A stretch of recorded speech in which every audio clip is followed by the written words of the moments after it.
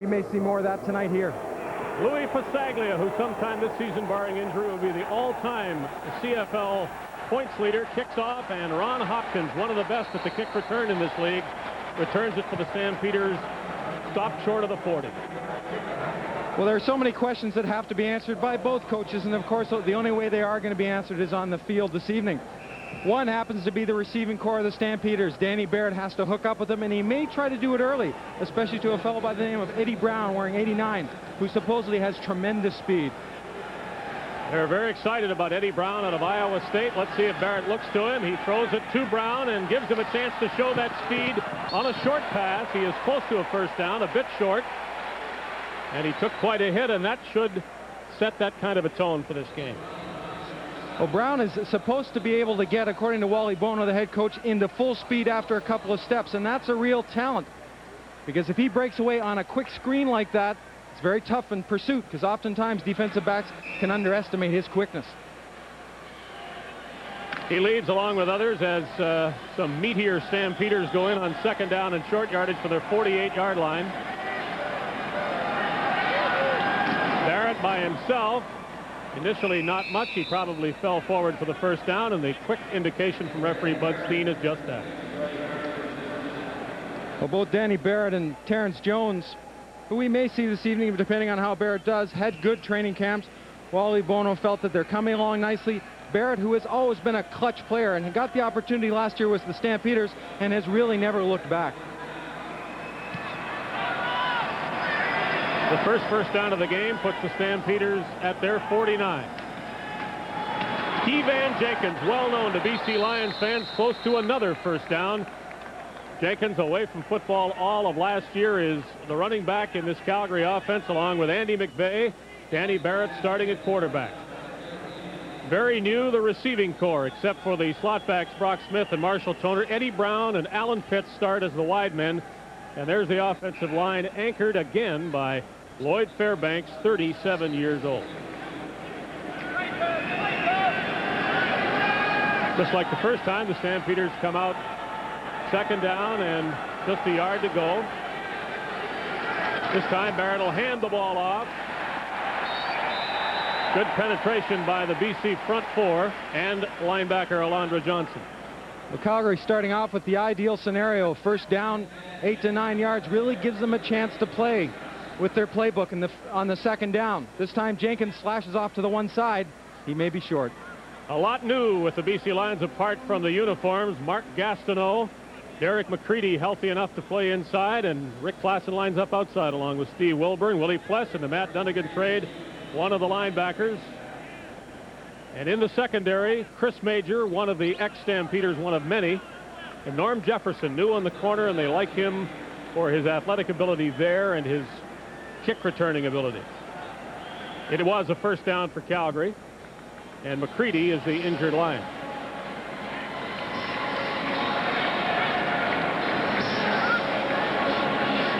This injury to McCready may bring in Tony Visco, 92, who you remember as an Argonaut last year, played stand-up end and linebacker. Another member of the BC Lions who came via Toronto in the Matt Dunnigan deal. First down, as the Stampeders have shown good ability to get 9 yards on first down both times. And they've done it two different ways. Jenkins again hits the hole and bounces off tacklers. Keevan Jenkins showing no rust at all. He's a long way from the CFL when you consider that he was in Anchorage, Alaska before getting the call from personnel man Roy Shivers in Calgary. Well, he's showing some of that explosiveness, led up by Andy McVeigh. Good block on Alondra Johnson.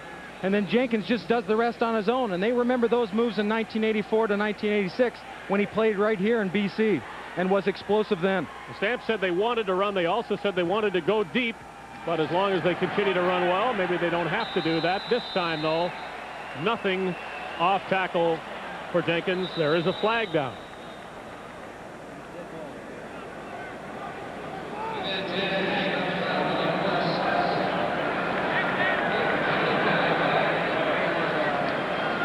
Well, rough play downfield. Bud Steen will tell us exactly where it occurred and who did the damage. Major foul, unnecessary roughness, number 4, BC, first down.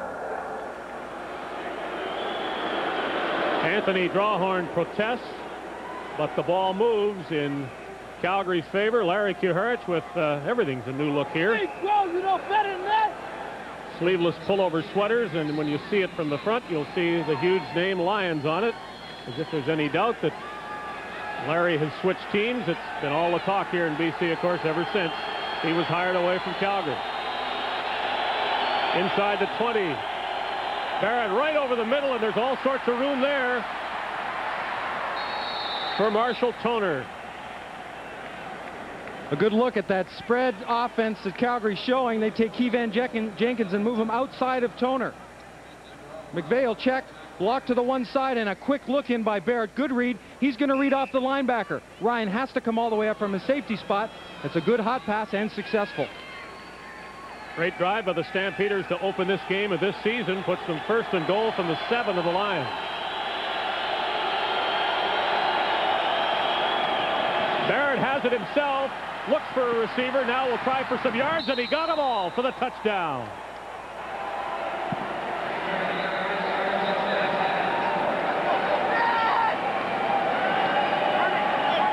Well, Danny Barrett, that little boot action, getting the defense at least trying to get them to step one way. Watch this fake. And he puts the ball on his hip, and away we go. An opportunity to throw the ball. When he keeps the ball up like that, that really freezes the defense and his pursuit, because they don't want to drop off to his man, to a man, or go after him too soon. It wasn't so much that Barrett fooled anybody, but he was just quicker to the line of scrimmage and beyond than 3 BC defenders who perhaps should have had a shot at him. So the Stampeders get the ball and score first.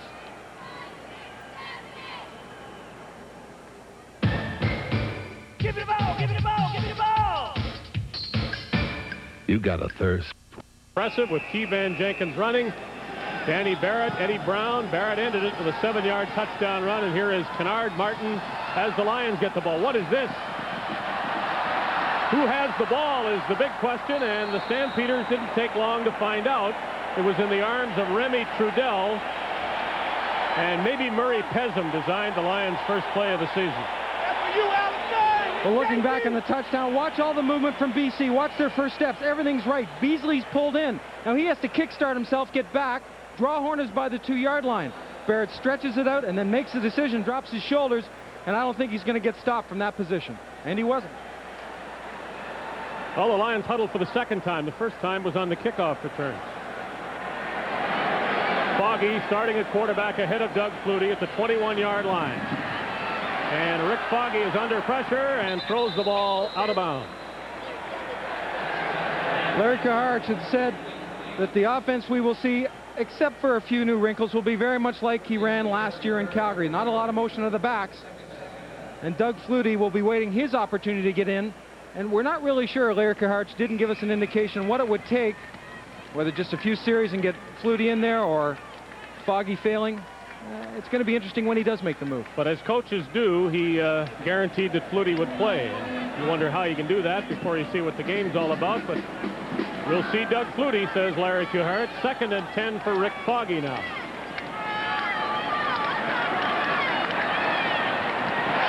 Larry Willis, one of the ex-Stampeders, for the first down in BC season. Here's how Larry Kuharich explains his quarterback plans as they affect Doug Flutie. Well, my plan is that both quarterbacks will play. I think we have an excellent 1-2 punch. The timing is going to be based on the flow of the game, and it won't be whether we're ahead or behind or what have you. It'll be based on the flow, and it'll just be a feel, but we'll play both quarterbacks. Well, the Lions get into the flow with that pass from Foggy to Willis. Kennard Martin.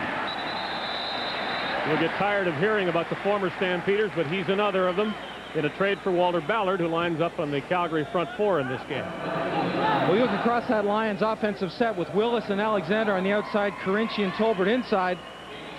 That's a pretty potent attack out of the running back, Kennard Martin and Chris Skinner. They all can catch the football, so I would think their offense should be very diversified. Lions to their 45, trying to get another first down. They need 4 yards on 2nd down. And Skinner is hauled down behind the line of scrimmage, and that play with Walter Ballard instrumental in the defensive side of it, was going nowhere from the start for BC. Well, in a play like that, you want to get the opposing man upfield because you're going to trap and kick him out. This time he comes too far inside. Number 58, Rocco Romano, didn't get the good block to kick him out. The play gets clogged, and the pursuit ends up with Walter Ballard leading the way.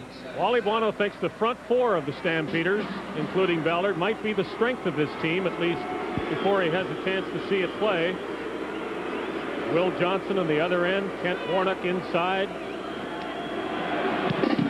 and Mitchell Price make up that defensive line for the Stampeders. Bouncing back toward the Lions, the Stamps pick it up, get a flag, and keep running. David McCrary with one block could go all the way. McCrary is going to score. No, he didn't. Out at the 1 yard line.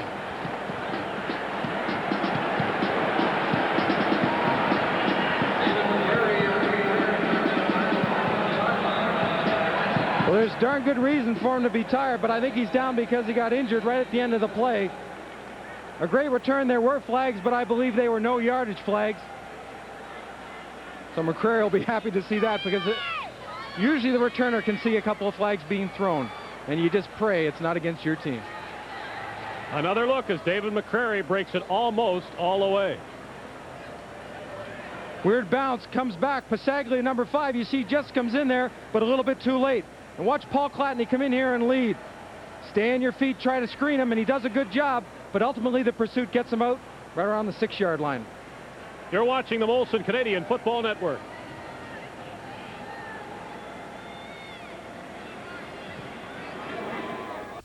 Out of this opening quarter, the odds say the quarterback in 3 tries should be able to get it over from here. 1 yard out.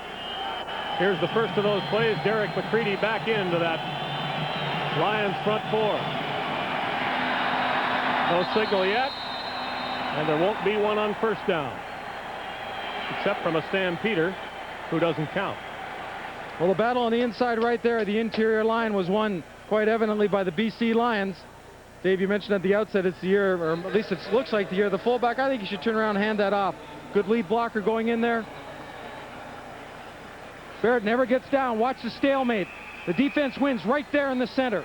Center gets popped up. Spallettini, there's no place for Barrett to go. Oh, the ball is right where it was on first down. 2nd and goal from the 1.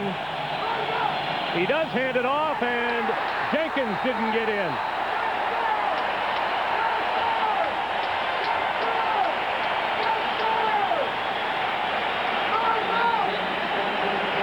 Willie Pless.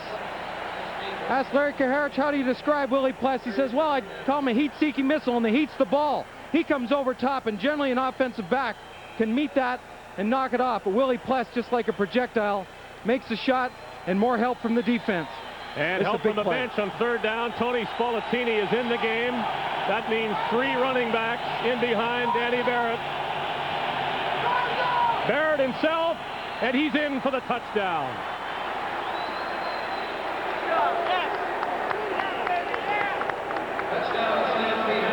I've never been a coach, but I'm sure there were a couple of anxious seconds on the sideline there, the Calgary Stampeders. Watch this time. Barrett will step to our right, his left. He falls the guard. Mike Palumbo, Spallettini spearheaded in. He doesn't just stay behind the center this time. He gets a little bit lower and gets behind the offensive lineman. Almost got undressed for his effort, but Barrett does have his 2nd major. 6:45 to go opening quarter, and it's a kick for a 14-0 Calgary lead. One long drive and one very short one for the Stampeders.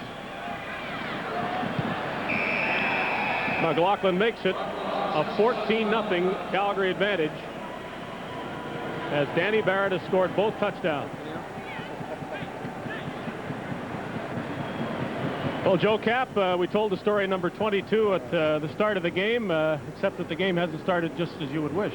Well, that's true, but I think what you have in Canada here is wild, fast break football, and I think anything can happen. We saw the opening of the season last night, and you saw some high-scoring football games and teams coming back. These players are professionals, and it's a great league we're playing in. Your comment on Rick Foggy starting, Doug Flutie watching, and Major Harris somewhere else.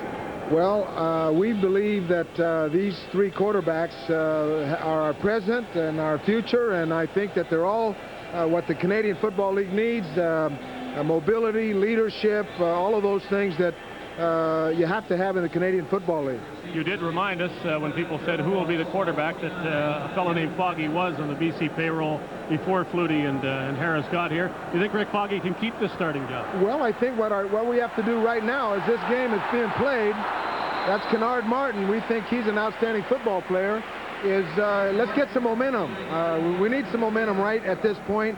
But Foggy, Flutie, Major Harris waiting in the wings. We got a short reliever and Joe Pow also with us, and we think that's what you have to have in the Canadian Football League. Joe, you've been up here a couple minutes with us. You have to get a little bit more excited. You have to get into the game. You almost knocked the both of us over jumping around. Well, when you're on that 1 yard line, I mean, that's when you're tested. The defense has to rise up, and you saw we played a real tough Willie Pless's hit. That makes great football. You're right. Thank you, Joe. He went from fan to play-by-play announcer, and the last play by Kennard Martin as the Lions scrimmage the ball again. Joe, thank you. Good luck tonight and all season Thank you, guys.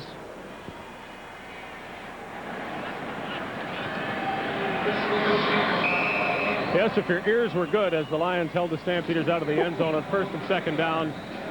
You're not supposed to cheer in the press box, but who's going to tell the I know when he used to call plays, I'm sure he's a little bit calmer in the huddle.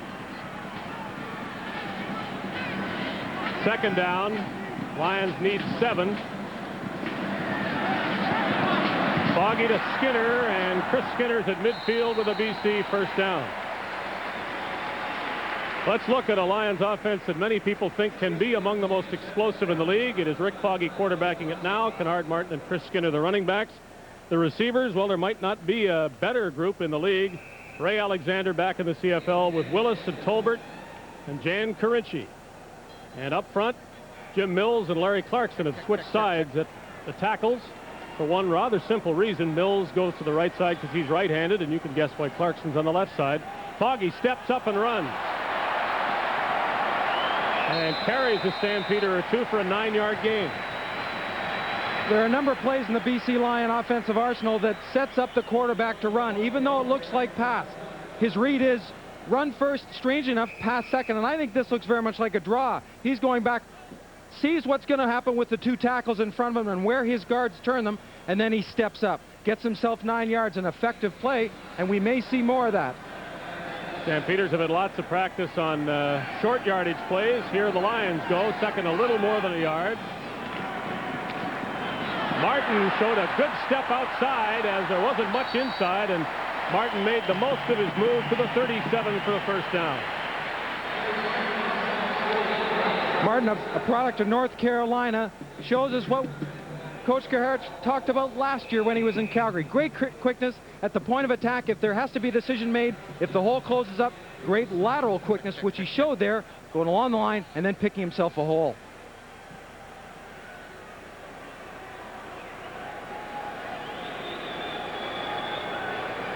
From the Stampeder 37, Foggy fake to Martin, now throws to Martin, flag down, and so is Martin, as Ken Ford, one of the busiest outside linebackers in the league, dumped his ex-teammate.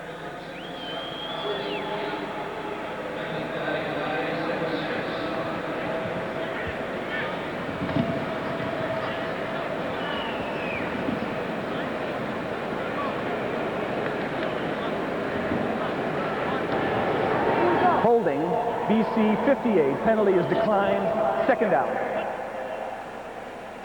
So the Stampeders prefer the good play by Ken Ford, who plays in behind that rock-solid front four. Ford and Matt Finley with a newcomer, Joe Clausey, something of a question mark, the middle linebacker. We'll tell you more about him. And speaking of switching sides, David McCrary and Ron Hopkins used to be on top of that group and are now on what the Stampeders consider the strong side of the field. 2nd down, blitz on Foggy, get away from it nicely, throws it up, and interference.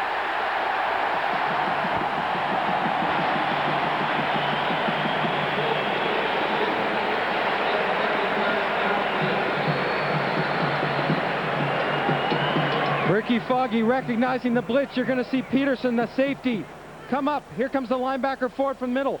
Here comes Peterson. Foggy recognizes it, gets away, underthrows Tolbert. McCrary turning to get the ball, bumps into Tolbert, doesn't allow him to come back, and the Lions get a big play and now get a chance to get closer.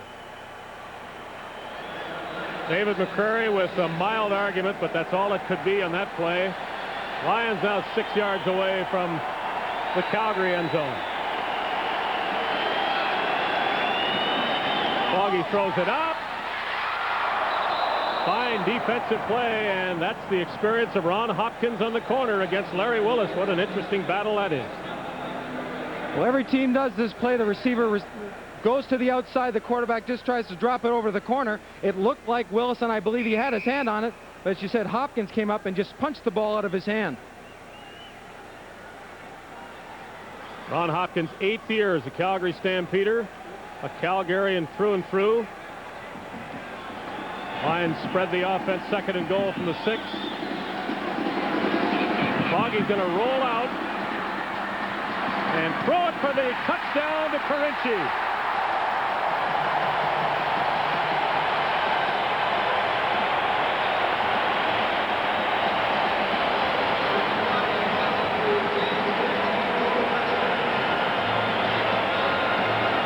There are an awful lot of ways to get your quarterback to the outside, and the BC Lions displayed a good one right there, which is considered a drop and roll. He'll go straight back. Watch the running back move to the left. Now he'll come back down inside to seal it. There goes Foggy. A little bit of trouble here, but Carinci comes back. He comes right back to his quarterback, knows he has to come outside the goal line, but has confidence once he makes the catch, he can drop his shoulder and turn in, and that's what he does. The experience of Ron Hopkins prevented a touchdown, and the experience of Jan Carinci made one for the BC Lions, who have cut the Calgary lead in half. 2:43 to go, opening quarter. Lots of scoring in the opener for the Stamps and the Lions. Barrett, 2 touchdown runs for the Stamps, and Jan Carinci, a touchdown reception for BC. Louis Pasaglia kicks the ball to Keevan Jenkins' side of the field, and Jenkins lets it go out of bounds. Well, Carinci, plagued with some injuries last year, probably wasn't as involved as he'd want to be in the offense, and if you've got mobility at the quarterback spot, use it. Looks like a drop back. There you see. Halfback comes down, makes the block. He takes a shot from 4, but delivers the blow, and it's nice to get the first one under your belt, both as a quarterback and as a coach.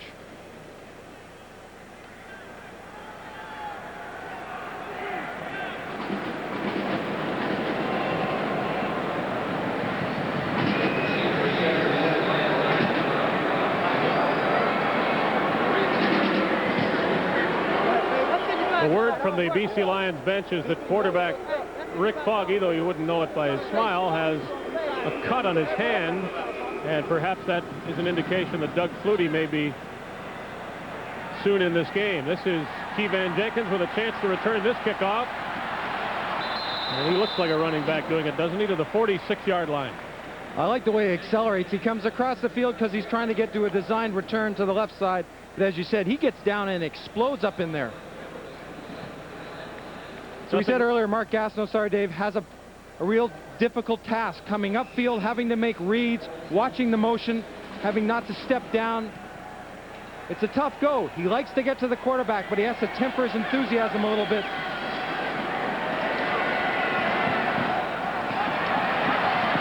Fumble is a loose ball and a BC recovery.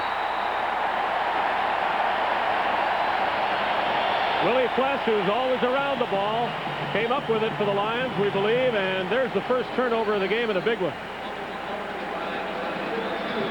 Well, to help to switch some of the momentum around that Calgary seemed to possess in the first part of the game. Just 3 steps throwing to the out. Good solid pass. But there's the strip right there. Chris Major comes up, makes the tackle, has the tackle secured, but also heads up to pull the ball out. And as you said, Willie Flesch is right there. Not a great CFL debut for Alan Pitts, who caught the ball but couldn't hold it. A 27-year-old CFL rookie, hardly a pro rookie, but first year here after a college career at Cal State Fullerton that ended in 1985. Well, Foggy, cut hand or not, is throwing the ball. Will Johnson is chasing him. Foggy throws it out of bounds on purpose, I think. Well, veteran defensive backs and some younger defensive backs have the ability to secure a tackle, because it's tough when you come up in a receiver and you got a good shot at the football. If you take the shot at the football and maybe miss everything, or strip the ball or secure the tackle. And that's what you got to do. Make sure you have the man with one hand and pull the ball away with the other. Done perfectly by Major. Foggy is second down from the Lions' 54-yard line after the fumble recovery. Momentum switching back to the Lions now. Foggy will go down as the Stamps celebrate a sack. Will Johnson will get credit. When Will Johnson was drafted by the Chicago Bears in 1987 out of Northeast Louisiana, he was drafted as a pass rusher. Nice job by Calgary to get the ends upfield, tackles staying in their lanes. Foggy can't go to the outside, and when he does step inside, he's got a defensive lineman, in this case Johnson, to contend with. Good contain of the quarterback. Some of the newly recruited Calgary speed in the persons of Eddie Brown and Derek Crawford are back for Louis Passaglia's punt. They'll have to retreat. That's a bit of a surprise for Eddie Brown right off the bat, all the way back to his 10-yard line. Brown showing some pretty good moves to get to the 20.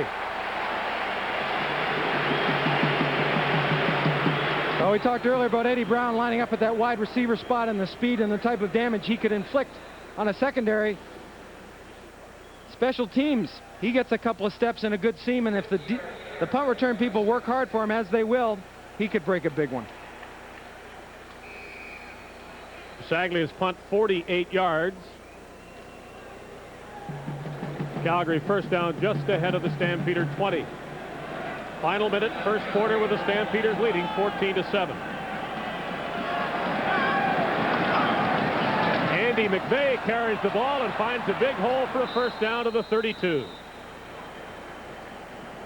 With the injury to Tim Petros, his knee hasn't come around, or I guess he injured it a little earlier on in the year.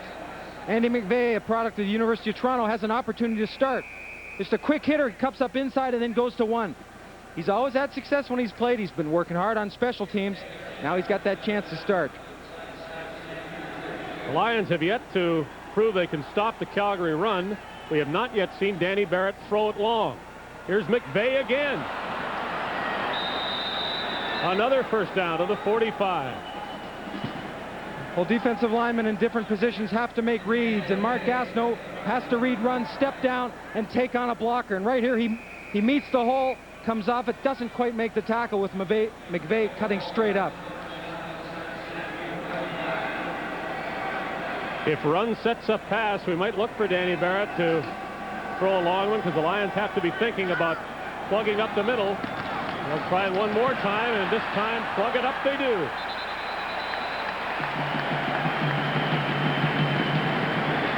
This time Tony Spolatini's in for McVeigh, but didn't have the same type of success as Calgary tries to carry that momentum they've got in the first quarter into the second quarter.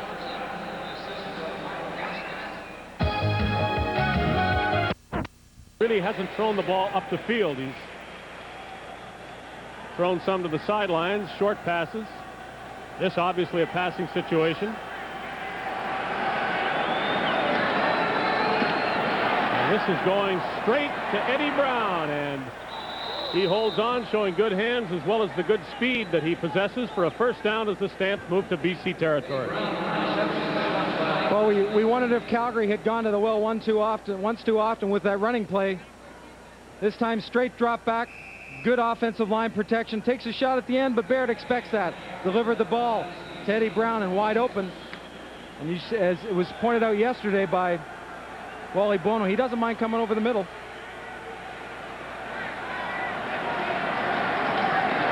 Barrett wants to go to Brown again. Here it is, Eddie Brown on Norm Jefferson, and Jefferson is closest to it when the ball hits the ground.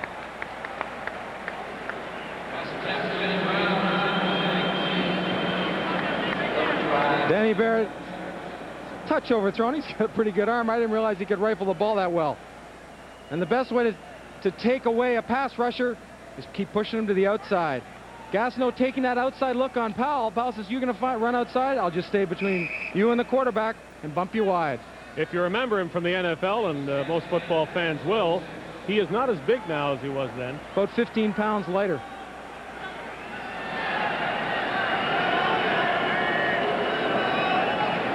So there was the long pass that we'd been promised from the Stampeders. Danny Barrett trying to make a first down on his own now, and he'll be a little short. Maybe close enough to go for it on third down, although Mark McLaughlin enters the game rather quickly, now looks back and wonders if he should continue.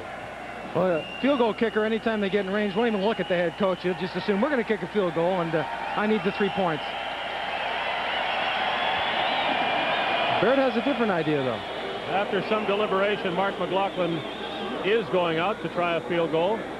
Third down, they've got, well, 1.5 yards perhaps to go, maybe closer to 2 yards. So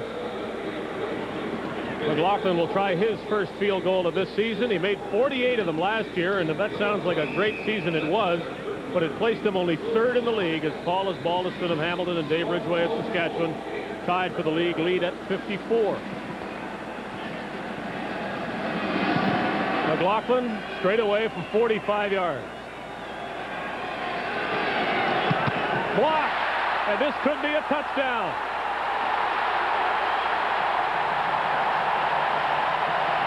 No trouble at all for ex-Stampeder Chris Major. A convert will tie it.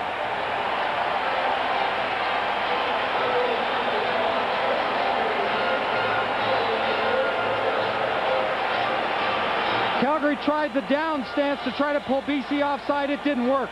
Jefferson gets in real close, and Chris Major gets the good bounce.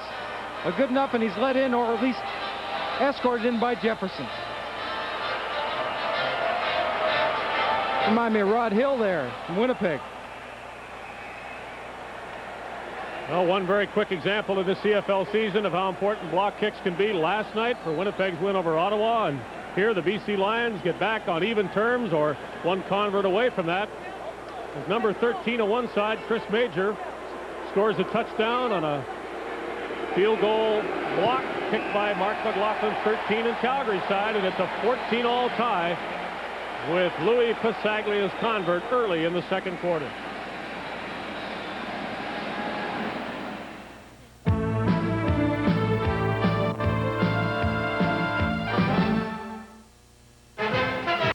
That field goal that obviously wasn't kicked high enough by Mark McLaughlin.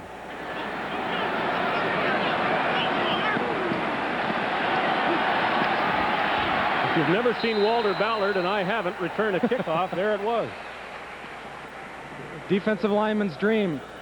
Few 13s involved in this play. Watch over the middle. You'll see a big hand up. The ball's kicked low right there. Ball kicked by number 13, recovered by 13 on Friday the 13th.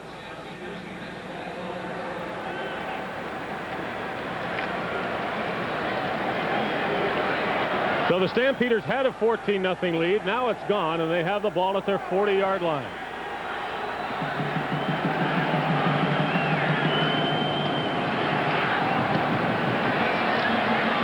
Barrett's short pass to McVeigh to the 45 for a gain 5 yards. Well, now's the time Calgary has to regroup and try to get back into that groove that they were so successful in earlier on in the first quarter. I think they're going to have success when Danny Barrett gets out and moves around.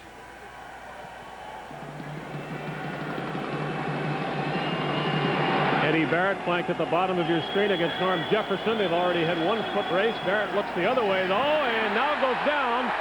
McCready's on top of him, and there's Gastineau. The sack dance from Mark Gastineau, and he hasn't stopped yet.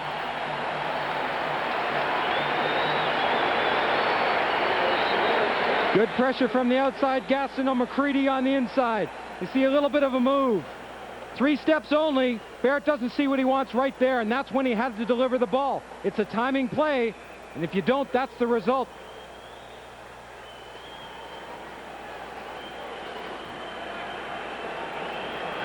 Well, Gastineau showed every move that Arthur Murray could ever have taught him on that one, as he has his first official CFL sack.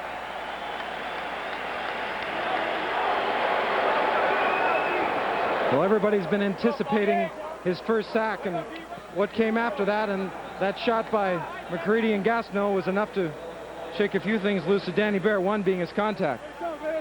I can't believe when players lose them, if in fact it did come out, that they find it. Yeah, if their eyesight's that good, why do they need them? That's right.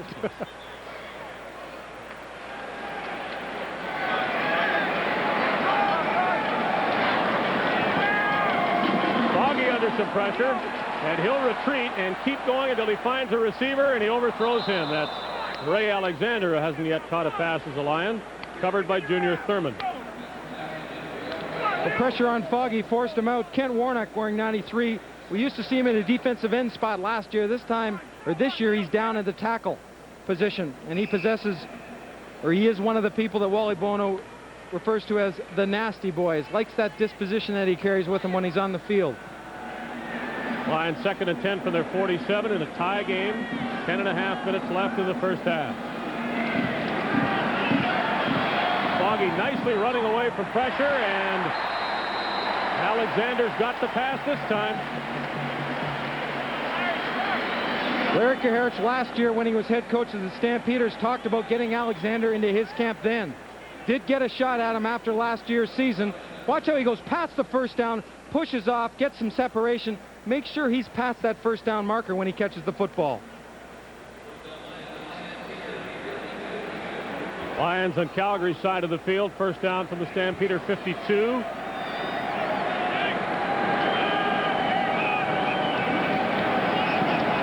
Running play, Darrell Wallace in the game.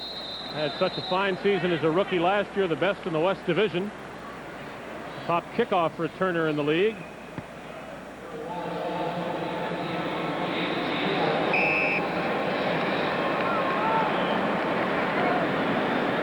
Well, the story on Danny Barrett, they carry a couple of extra sets of contacts, so we don't even have to bother looking for them on the field. I remember a couple years ago you had to spend time looking for them because they only brought one set.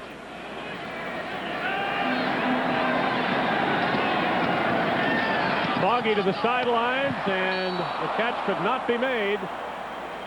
Emmanuel Tolbert with his first chance at a catch for BC.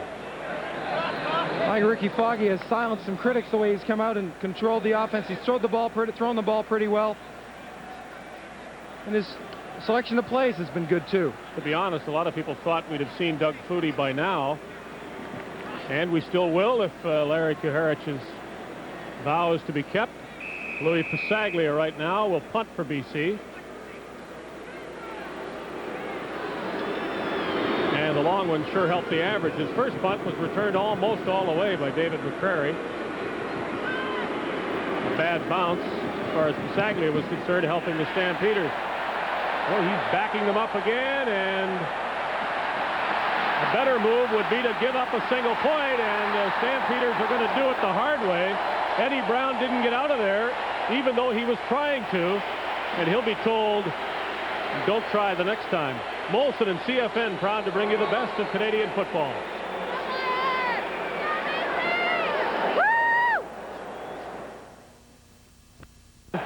Sure had 1 foot in front of the goal line, but his momentum in receiving the ball took him into the end zone, and there's not much doubt that it should be 1 point instead of 2, but why not argue, I guess, if you're a BC Lion. Stampeders, their most successful play has been straight up the middle. A flag is attached to this one, however.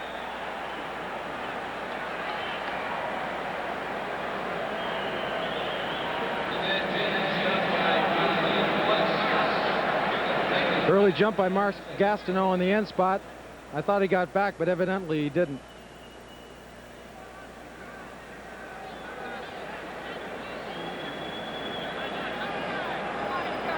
Stampeders will take the penalty. Offside, BC 99, first down repeat. 5 yards to go from the 40.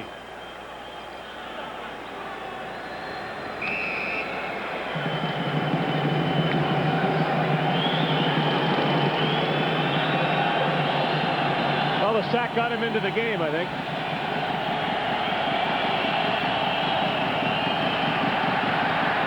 Good play by Jerry Beasley as he holds up the Calgary running back, and he's shoving at T-Van Jenkins, and he has to take one from Kevin Powell, and flags go down.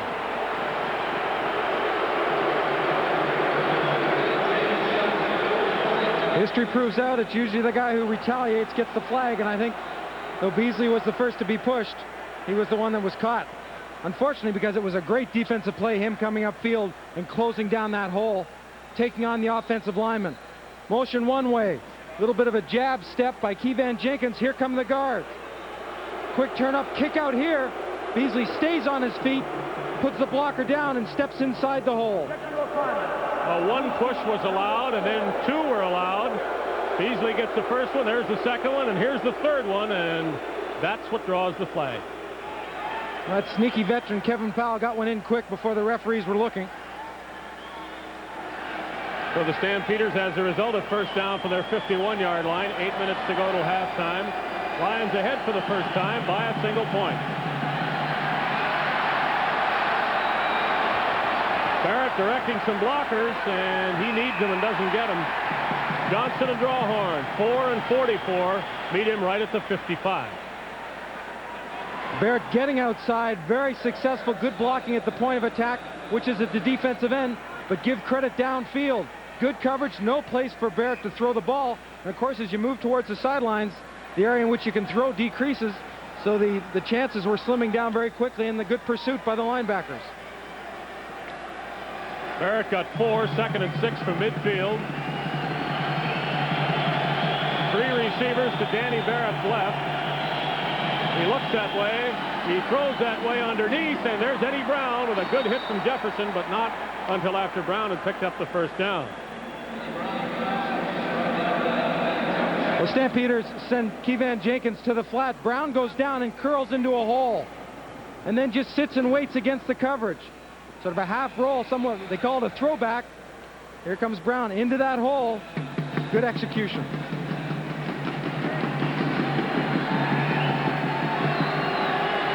Three to the right side now as Brown is alone at the bottom of your screen. McVay took a hit, held on to the ball, and got to the 35 for a gain of 4. Willie Pless closing down very quickly. That's what he's known for. We commented about it earlier. He goes to the pass as well as anybody in this league, but he also gets to the runner pretty quickly too on running plays. The defensive quarterback, as it were, Willie Pless calling the signals. They put the ball down just outside the 35, so we'll call it a gain of 3. Barrett for Brock Smith. What a catch! And Brock Smith is down at the 12 with a Calgary first down.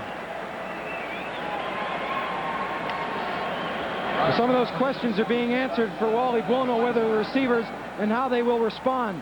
Brock Smith, as you said, and Marshall Toner are the experienced people. The backs move up. Andy McVay will block. Keevan Jenkins sneaks out across the formation. Again in that throwback position, a half a roll. Pretty good throw, but a far better catch going up and getting the ball. Here comes Gastineau, and he had a free shot on the offensive lineman of the Stampeders, and he took it.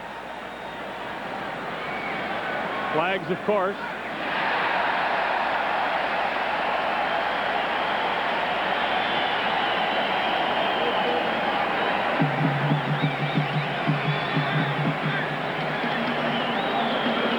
The call goes against Calgary, and the Stampeders back up 5.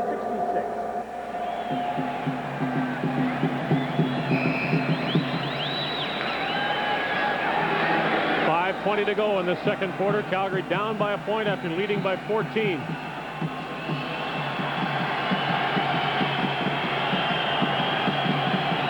Stamps of the Lions 17. Barrett calls his quarterback draw, gets to the 10-yard line.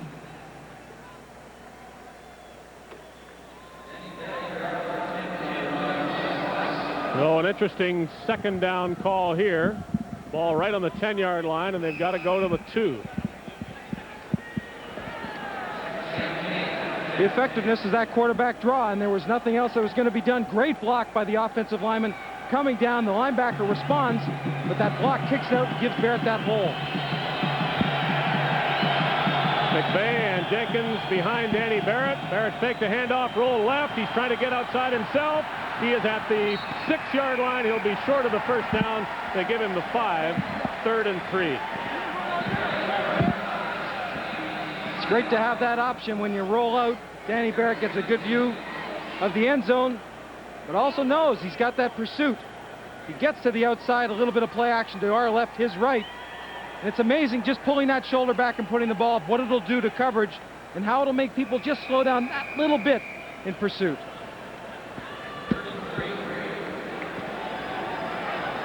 McLaughlin will try to improve on his first field goal try. This considerably shorter, of course. A 12-yard chip shot. Nobody's going to block that one, and the Stampeders are back in front with 4:08 to go. Calgary 17 and BC 15. Now Mark McLaughlin will set up to kick off.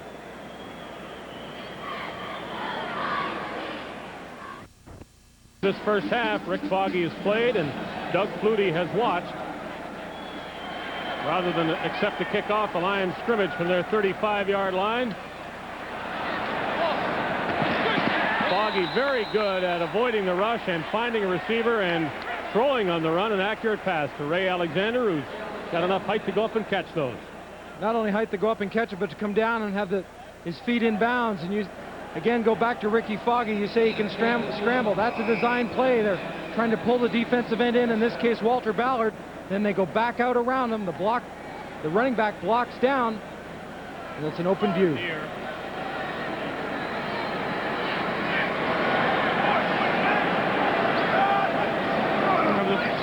Here they come, and Foggy sees it and throws it up, and it's picked off. No, they say he did not catch it. Darrell Hall, a rookie from the University of Washington, claiming an interception. He doesn't get it. What a great play. There's pressure up the field. Greg Peterson, the safety, he's coming in. He's part of the blitz. That opens the middle up. Here comes Peterson. He falls short. But Darrell Hall, great adjustment to get back underneath the receiver and take that area away from him. Second down as Foggy was trying to go to Jan Carinci. Again, Foggy buys himself some time and some room. Should get a first down and more. Steps out near the 45 of the Stampeders. They'll put him out back at the 46. 3 minutes and 1 second left in a high-scoring first half.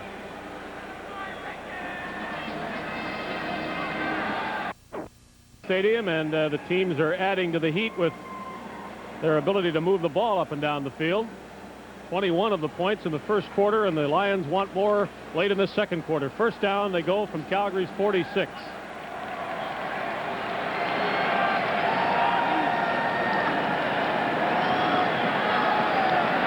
Foggy deep for Carinci, too far. McCrary covering.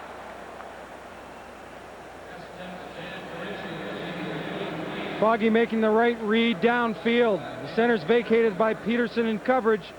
He makes that read and tries to get his receiver going up that seam.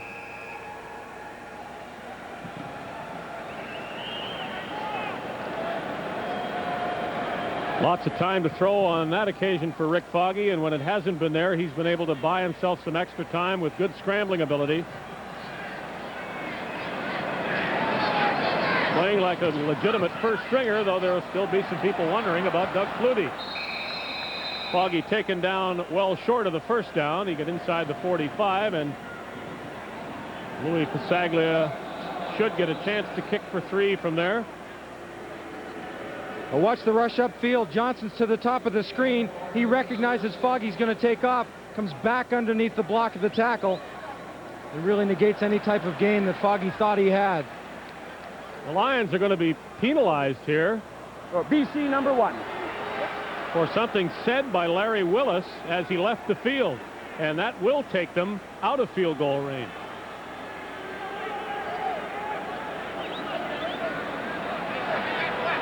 It's one of those situations where you can't justify what you can say or what you did say when you get to the sideline.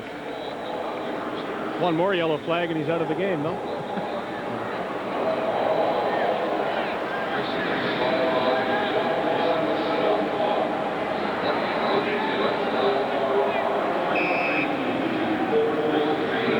Just kidding, soccer fans. Here's Pasaglia now, speaking of booting it, with a punt instead of a field goal.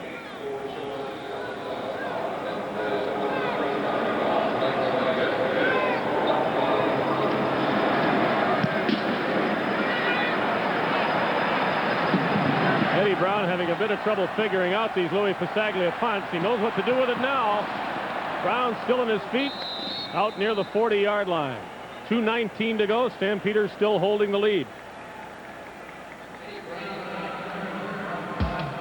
At halftime, the cameras, Mike, said you get closer to Doug Flutie, who took a Heisman Trophy, to the USFL, then to the NFL, and now adjust to the CFL. I think the first day I stepped on the field in an NFL uniform was in Chicago, and I realized day one that, hey, I belong on this field. I can play with these guys. It's the same old thing. This is just football.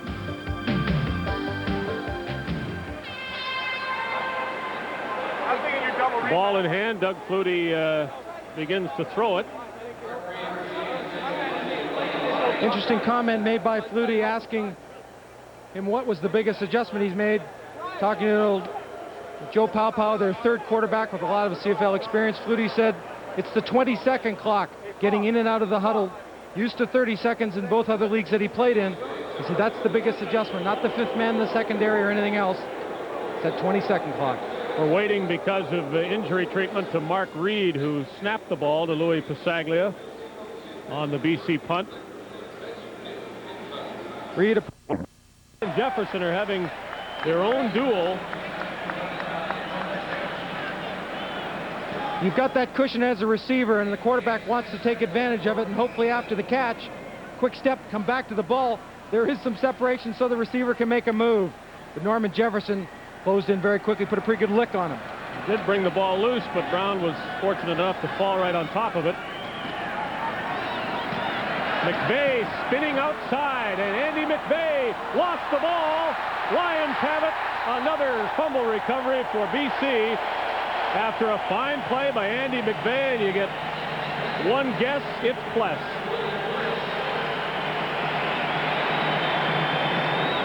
Great move at the offensive line. Watch McVay in the movement. He's going to take it back. Somewhat of a counter. Hits in there.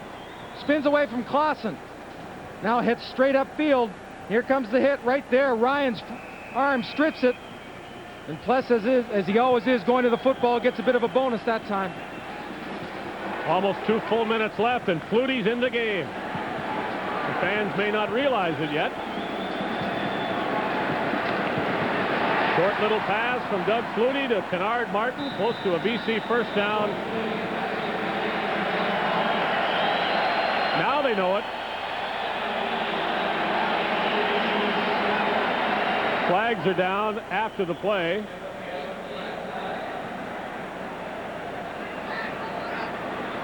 The tempers have been shorter on BC side so far.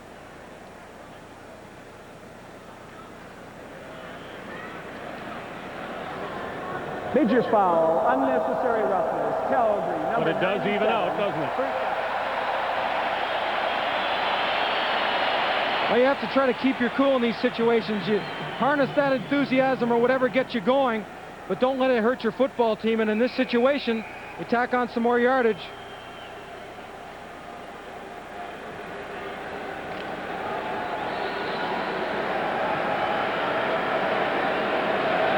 Flutie's 1 for 1, and then the penalty, and now the Stampeders jump offside. Or were they drawn?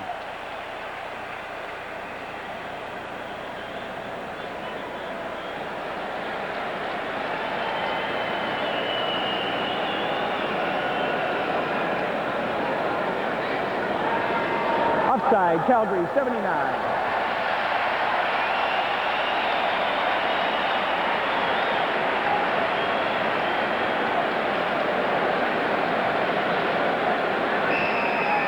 Froggy's numbers aren't probably as great as he would want them to be, but he had success. A little bit of diversity, running the football and throwing it, and that's what this man brings also to the quarterback position, to be able to get upfield whether he's throwing the ball or he's running it.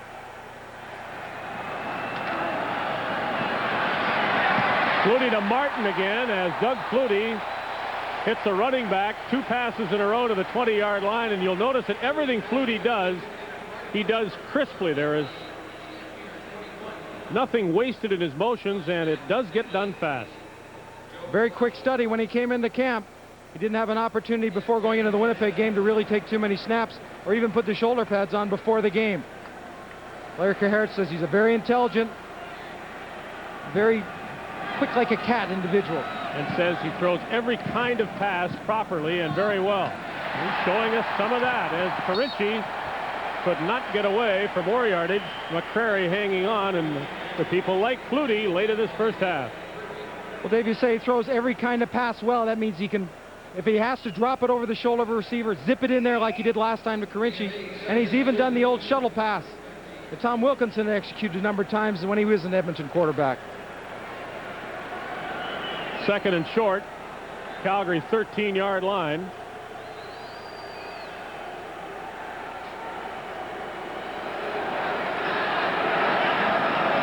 Flutie hands it to Martin. A good burst by Kennard Martin, and heavy running after that. It'll be first and goal Lions, under a minute to go. Flutie getting the snap off just with 1 second left on the clock. He changed the play at the line of scrimmage, made the right read, saw something in the defense would allow Martin to hit that seam, and hit that seam he did.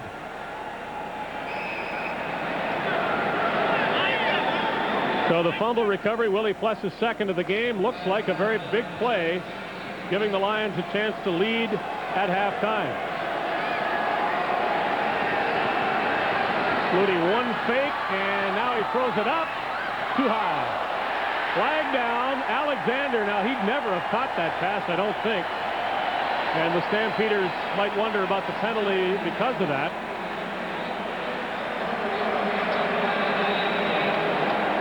Alexander on Junior Thurman, number 2, out in the corner. Tries to give a quick post and back to the outside. Thurman beaten on the break, but he was there, and I don't know, as you said, whether he could have caught the ball or not. First down. Oh, there's a defensive end's dream, but about a half a second too late. Well, you can argue it both ways, that there shouldn't have been a penalty, or why the hit when clearly Alexander wasn't going to catch that ball. So it is first and goal, and the Lions, 35 seconds left, all the time they need to go 1 yard. Skinner doesn't get it on first down.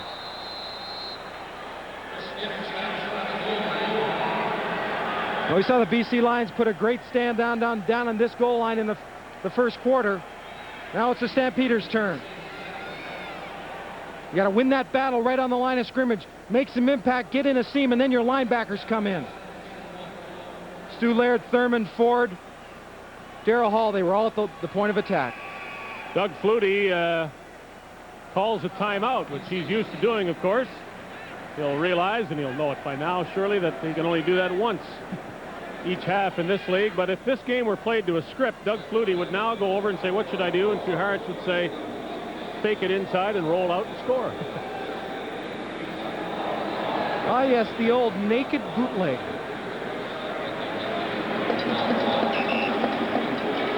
Ricky Foggy shaking hands with Flutie, is a little more concerned with what to do when he gets back out on the field.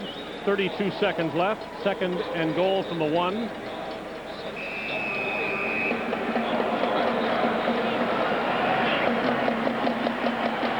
The last word to Larry Willis.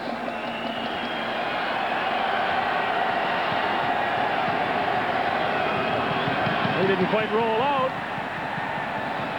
He didn't quite score, and where's the ball? Ball popped backwards. I almost thought the play was dead when the ball came out. Well, it's not Flutie with it. A little bit of a mix-up in the motion. You see Skinner move just a hair early, gets in the way of Willis. Skinner was going to be the lead block. He needed more momentum going into that line so Flutie could slide in behind. There the ball came out, popped by Darrell Hall. Now the Stampeders would like timeout. 27 seconds to go. A loss on the play because of the fumble.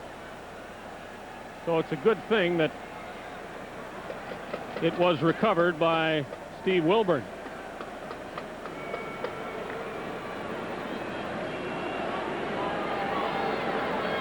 We talked about earlier Flutie's adjustment to that 20-second clock instead of having 30 seconds as he's used to. This is when it comes into play. He's got to get back into that huddle a little bit more quickly and get things rolling.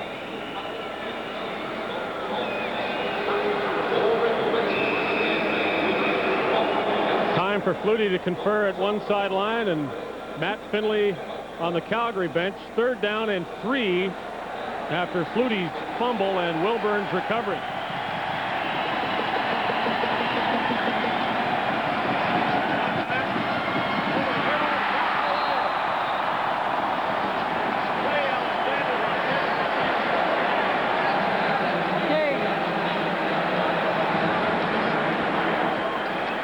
want that inside quick post.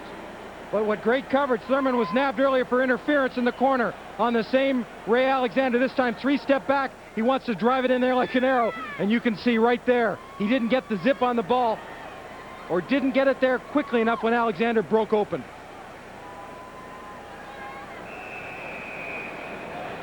Well, as we say, the script might have called for Doug Flutie to score himself. He didn't score at all, nor did the BC Lions. And the Stampeders now have 24 seconds that they'll want to run off this clock and lead at halftime. The clock does move as Danny Barrett brings the play to a halt. Well, he's not taking any chances down near his goal line to even exchange after he takes the ball from the center.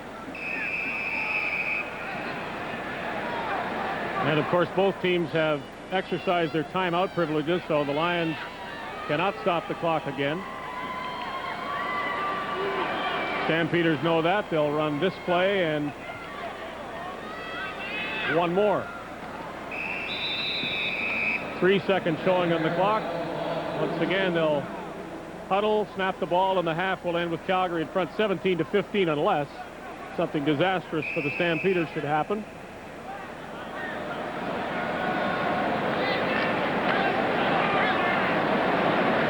Saw from Doug Flutie's reaction when he tried to string that ball into Alexander. And he wanted it and wanted it badly. Well, the Lions were coming on a play that was just designed to have everybody stand and watch, and the Stampeders aren't happy, and the flags come out, and there'll be penalties attached to this, and a fight in the end zone quickly broken up. Tonight's CFN game is an exclusive.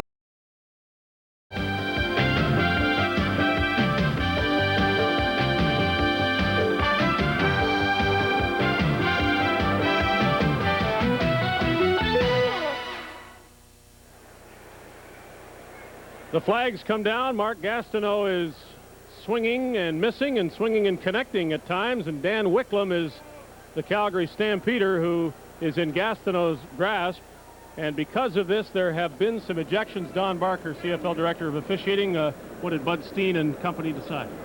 Well, they decided that they would eject Calgary number 35 and 3 BC players, 4, 70, and 99. I'm not really sure of their names, but those are the numbers.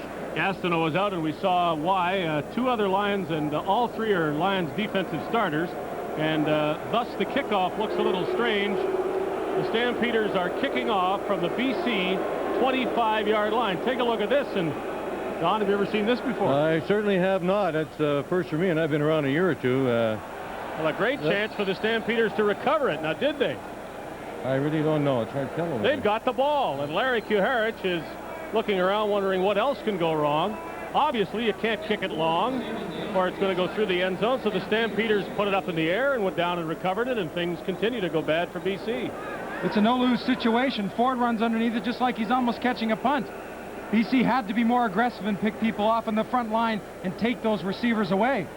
Well, that's exactly right. They have the possibility of blocking people, which is always the receiving team's option, and they didn't do it, so the recovery was made. What happens to players kicked out of a game for fighting? What will happen now is the commissioner will review the situation, and there will undoubtedly be other action coming, but it will vary on the magnitude of their infractions. Don Barker, thank you. And more action in the end zone. The Stampeders, a touchdown, but a penalty flag is attached to it. Looked like there was holding in the interior of the line. Someone was taken down pretty well. 52 Calgary, first down repeated. Brian Hutchings, he's to the right of our screen. There he is, number 52. Just simply buries Derek McCready. Well, the Stampeders have to try again, and they're going against a BC defense that is without 3 starters. Mark Gastineau, linebacker Jerry Beasley, and defensive back Anthony Drawhorn. Barrett firing low, and it bounces once. Well, to fill in the empty spots for Jerry Beasley, Paul Wetmore, 35, will be in at the linebacker spot. Tony Visco wears 92. He'll take Mark Gastineau's position. And Remy Trudel is probably going to go in at the halfback spot. Maybe they might even move Chris Major to the halfback, and Trudel will take the corner. The tape we showed you clearly identified Gastineau and Wicklum as two of the combatants. They're out of the game, and no mystery attached to that. We can't quite tell you why Drawhorn and Beasley are gone, but gone they are. Another flag. Ball is caught at the 1-yard line by Brock Smith, but this is coming back too, it looks like. Pretty good collision right at the line of the goal line. You see Rick Ryan right there. He took the effect of the hit.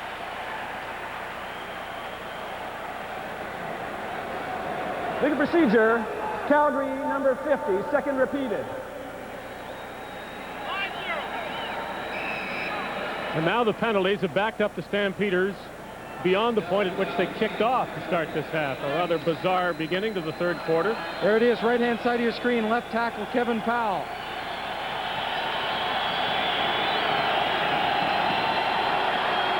Barrett not quite sure what to do and does nothing. The ball is loose. Stampeders did recover it to give them a chance for 3.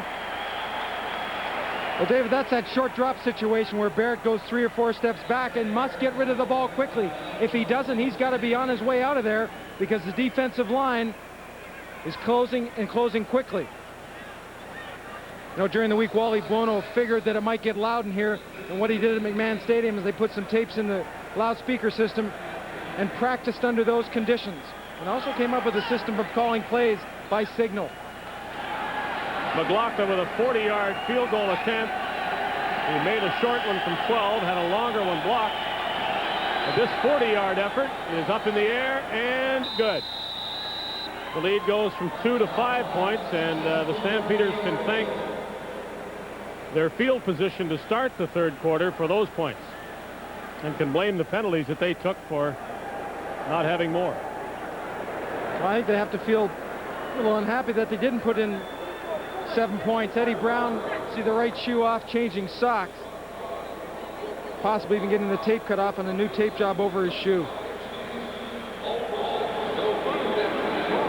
Well, you think you've seen everything in Canadian football until you see the next game. And if Doug Flutie calls home after this one, he can say, well, we received a kickoff and everybody huddled and tried to hide the ball when we got it first. And the second half started and they kicked from our 25.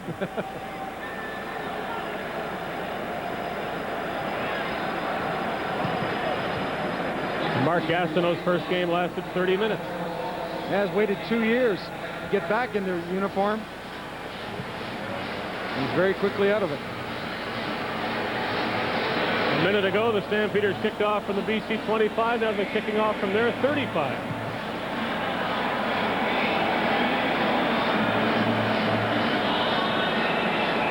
And in the meantime, they've added to their lead, and it's 5 points. McLaughlin aiming it for the corner, and Kennard Martin comes up and gets it at the 25-yard line.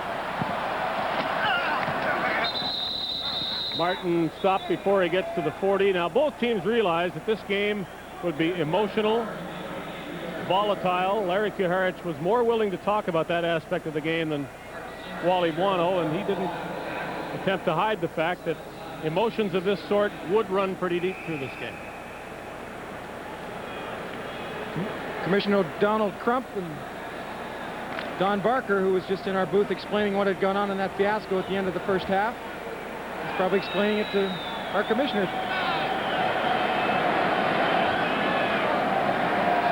Flutie starts the second half as he ended the first half. Ray Alexander is the receiver of a short Flutie pass. We saw Doug Flutie at the press conference yesterday, and I was a little bit surprised he wasn't as big as I thought he would be. Not that I think he's a 6'4" towering type of quarterback, but I thought he was going to be a little bit bigger, more in the style of a Tracy Ham or Matt Dunnigan, the way they're built. But he proves you don't have to be tremendously big to be durable. Lions from their 44. Well, he's quick enough. But the arm fails him as he tried a tough pass to Larry Willis coming back. Flutie couldn't get enough on the ball, and the Lions will punt to Eddie Brown and Derek Crawford. Same play we'd seen in the first half. Ricky Foggy drop and rolling. Flutie didn't get the same type of block to get him outside. He was harassed more quickly, and thus forcing him right out of his path to get to the outside.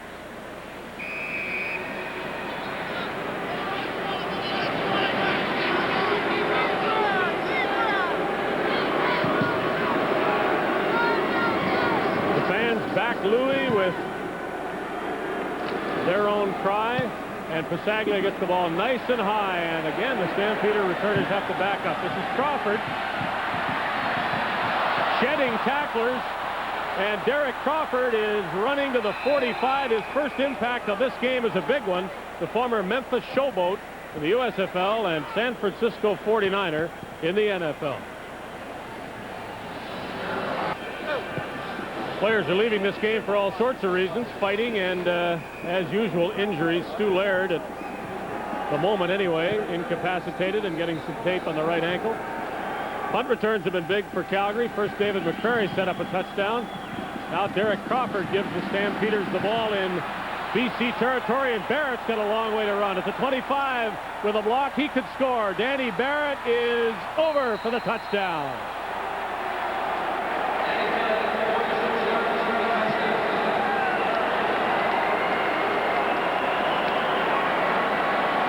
That was just simply an outstanding run by Barrett. I mean, there wasn't a whole lot of room at the point of attack for him to get back upfield. You're going to see a little bit of a sprint motion. McVeigh up at the line. Jenkins blocks right there. He gets through the arms of Tony Visco, and some help downfield blocking by the wide receiver, number 18, Alan Pitts. That's just super effort. The Stampeders have 3 touchdowns, and Danny Barrett has all 3. And 2 short runs and that long one, and Calgary back in command. You're watching Molson Canadian Football Network.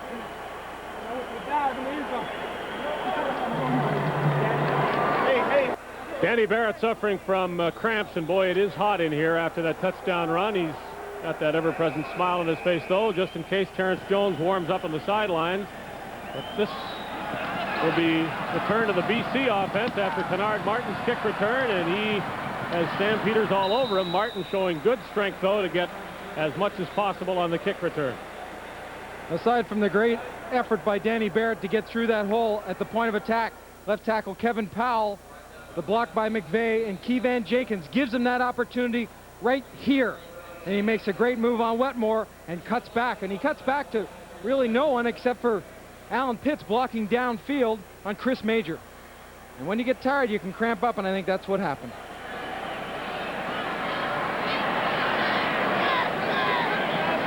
Flutie, the Lions quarterback, straight back, and now he will run. Doug Flutie to the 45-yard line, 3 yards shy of a first down.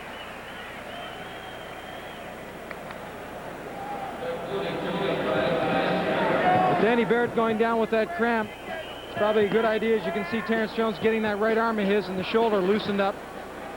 Whether he'll have to go in for a series or so or not, we're not really sure yet. They gave Flutie an 8-yard gain, 2nd and 2 from the 46. Throwing on 2nd and 2, and Jay Christensen, one of the Calgary alumni, makes the first down catch just ahead of the 50-yard line. There are 8 ex-Stampeders in uniform and playing this game for the Lions. And the Calgary connection, of course, exists to the sidelines. Larry Kuharich and assistant coach Jerry Keeling, and into the front office with Joe Kapp, and onto the injured list with Tank Landry, Tony Dennis. Flutie favoring the short pass as Chris Skinner catches it. Just for the record, there they are. The first 8 are playing. Major, Willis, Wilburn, Alexander, Romano, Christensen, Kennard Martin, and Tolbert, all ex-Stampeders, now a member of the Calgary Lions. Landry and Dennis, Keeling, Kuharich, Kapp. There's probably some BC fans who used to cheer for Calgary, too. Flutie away from one rush. That's Warnock chasing him. Flutie tosses it up, and Larry Willis turned the wrong way. Well, Flutie moving towards the sidelines, in trouble, tries to direct some traffic downfield. Sets up, watch him straight back. Tries to get a good look, gets pressure from Kenny Ford.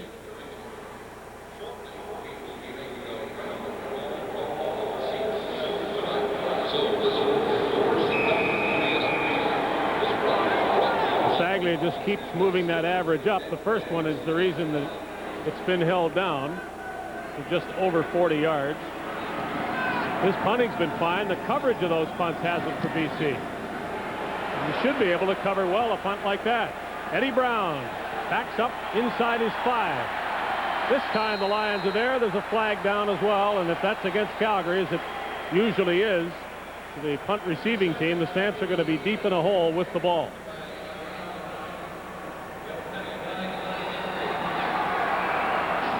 And Terrence Jones is going to be their quarterback.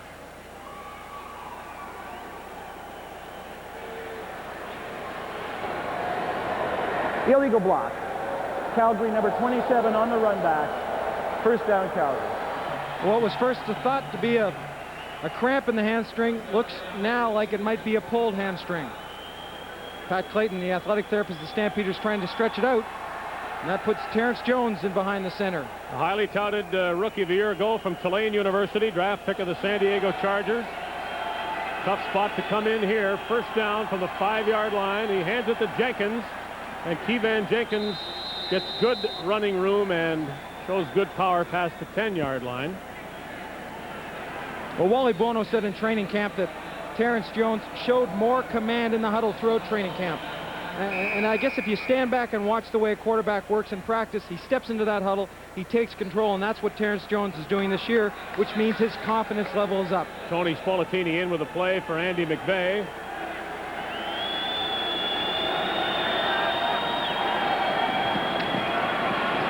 Jenkins will be a bit short.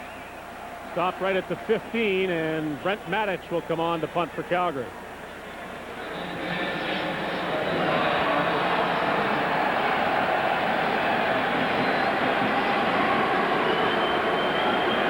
Work continues on Danny Barrett at the bench. And for the time being, it looks as though this Calgary offense is in the hands of Terrence Jones, and maybe for the rest of the game. He's going against a depleted BC defense, we remind you. 3 starters ejected after a brawl at the end of the first half. Mark Gastineau, Anthony Drawhorn, and Jerry Beasley all out of the game for BC. 1 Stampeder, Dan Wicklum, who is not a starter.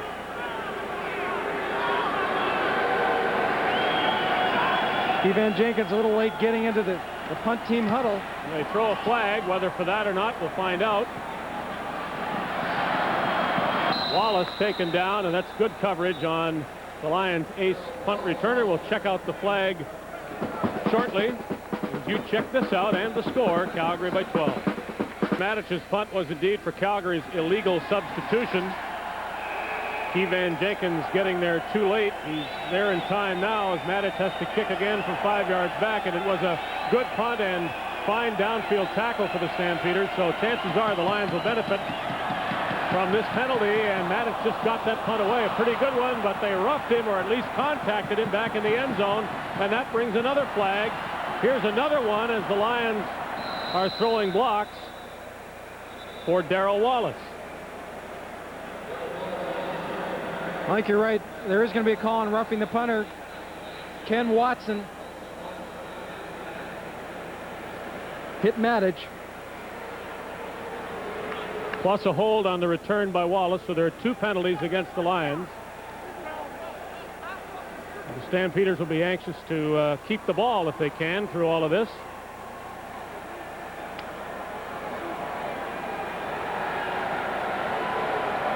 Marshall Toner, here's the options.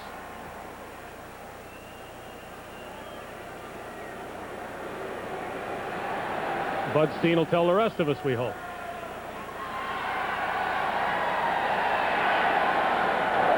There's illegal contact on the kicker, BC. We have illegal block on BC on the run back. The illegal block is declined. It's first down, Calgary. Right side of the screen. A low snap. Matic has to hustle a bit. Watson probably sees that ball bounce and figures he's got a good shot at it, but the angle he took was a little bit too close to the kicker. Matic happy with the call. Larry Kuharich not. Jones, wide roll to the left. Throw and incomplete for Eddie Brown. Danny Barrett has been declared out of the game with his hamstring injury, so Wally Buono entrusts this contest to Terrence Jones, and there are Wally's assistants, a couple of new ones, Bob Swift and John Huffnagel. Bill Bradley Tom Higgins and Jeff Tedford also served under Larry Kuharich a year ago when Buono was an assistant. Larry Kuharich had to make a change about a week and a half ago. Charlie West, who coached the defense, left the team. They went into the front office and asked Jim Young if he would coach the linebackers, and that's his duty after a long night of studying the playbook.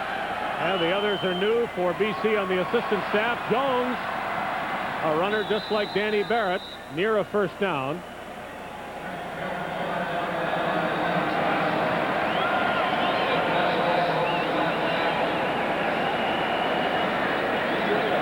Again, I think if the Stampeders quarterback, and in this case Terrence Jones, sees the right situation for that quarterback draw, even if a pass is called, they take it, and it looks like in that particular situation, that's what he did. Not close enough for the first down to gamble, according to Wally Buono, so Brent Matich will come in and punt again. All these penalties making for a rather slow third quarter. We still have almost 6 minutes to go in it. And the scoring in this quarter has been done by Calgary, a field goal and a touchdown. Wallace again for the Lions on the punt return, away from 1 and 2, and the rest get him. Lions will have the ball at their 47-yard line. The score is Calgary 27 and BC 15. We will pause 10 seconds for stations from coast to coast to identify themselves. You're watching the Molson Canadian Football Network. Sportscaster Ken Wells showcases the touchdowns and the tackles on Miller Lite's football this week. Tomorrow at 6:30 here on Channel 11. Still another penalty, and that's why the Lions are retreating before scrimmaging this ball. This could have been this sort of game under any conditions, but I cannot imagine that the stifling heat helps at all. Well, it gets very close, especially in the third and fourth quarters here. When it's hot outside during the day, it's just like a greenhouse effect. The field's green, dotted with yellow tonight. Flutie, a little play action, all sorts of time. Alexander back to the ball. Thurman started him down, and McCrary finished him after Flutie's pass to Ray Alexander. Good protection for Doug Flutie. He gets a chance to sit back and really look at what's developing downfield. Alexander pushes off, gets that separation, and doesn't just stop and turn for the football, but works away from his defender back near the sidelines, and the ball's thrown to make him come back. Ray Alexander, the busiest of a talented group of BC receivers. The Lions 46. Flutie looked for somebody to hand it to and had to take it himself. There has been some of that uncertainty in a lot of what Doug Flutie has done in his CFL debut, and I don't suppose that's any surprise. No, you come into camp and you don't get the opportunity to work through training camp in the 2 weeks, and of course the exhibition games he had won. Even though he is a quick study, Larry Kuharich knows that there might be some mistakes, and he might have just, in his defense, changed the play at the line of scrimmage, and someone else didn't pick it up. So, well, he was slippery enough to make some yards out of the play. Ball at the 49.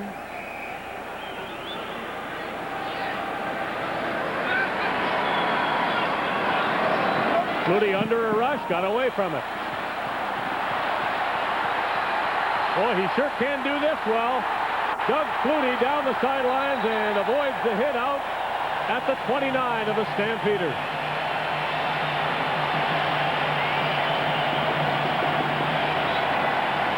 Rick Clausen says he's as quick as a cat. If you're the defense of the Stampeders, you think you've got him. Stunt up front, the tackle switch, close in, perfect. He just slides out, not a bad move here on Joe Clausen either. Pretty good job on Darrell Hall, and then outside he goes. That might be the perfect quarterback scramble. 32 yards, and you don't even feel an opponent at the end of it. Flutie rifles one to Alexander at the 15. And it's hard to throw a ball any quicker than that or with anything more on it. Well, Doug Flutie has to put the right pace on the ball. Alexander doesn't go down and sprint to the post because he understands the middle linebacker is sprinting to a drop area. He has to settle in that area, and Flutie puts the right touch on it to get it there at the right time.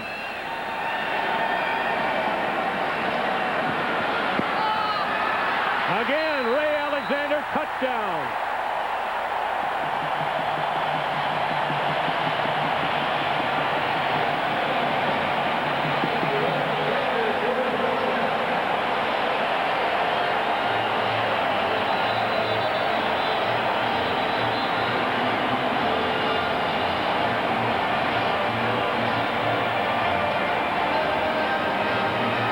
Alexander's been a favorite in these last few series of Doug Flutie. He's down right now. Straight drop. Good coverage by Junior Thurman, who's playing the corner.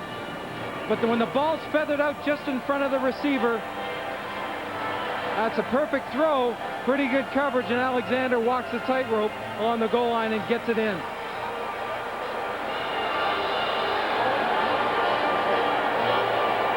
Well, for all of Flutie's credentials in the United States, we sometimes forget that Ray Alexander had a pretty big year in Dallas 2 years ago, 54 catches for the Cowboys, and he is the favorite receiver of both Rick Foggy and now Doug Flutie for the BC Lions.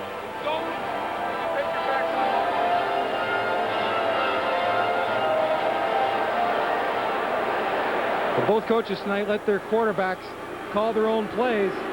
Doug Flutie in this last series put together a pretty good group of plays to get them in the end zone. Taglia's convert reduces Calgary's lead to 5 as a pushing and shoving continues following the extra point.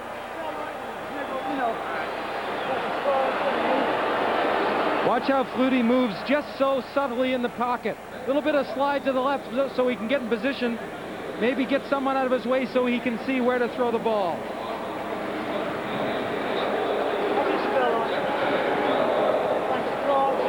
It's that kind of night for Ray Alexander. Half a dozen catches, average of more than 10 yards, and an all-important BC touchdown with 3:16 to go in this third quarter, bringing the Lions within 5 again. Alexander still receiving a bit of attention on the sidelines. He could have jammed one of his ankles under Thurman and the pressure in the tackle. Let's fuck the hell. Let's play. Come on.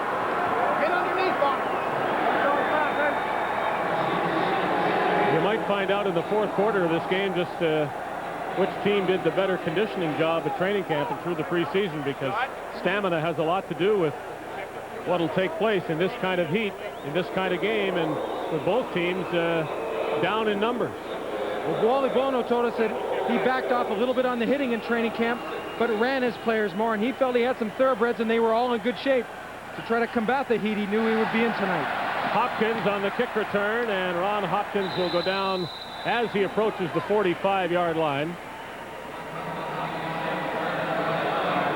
We'll look into the BC coaches box, and Major Harris is right in the middle. Talented recruit from West Virginia.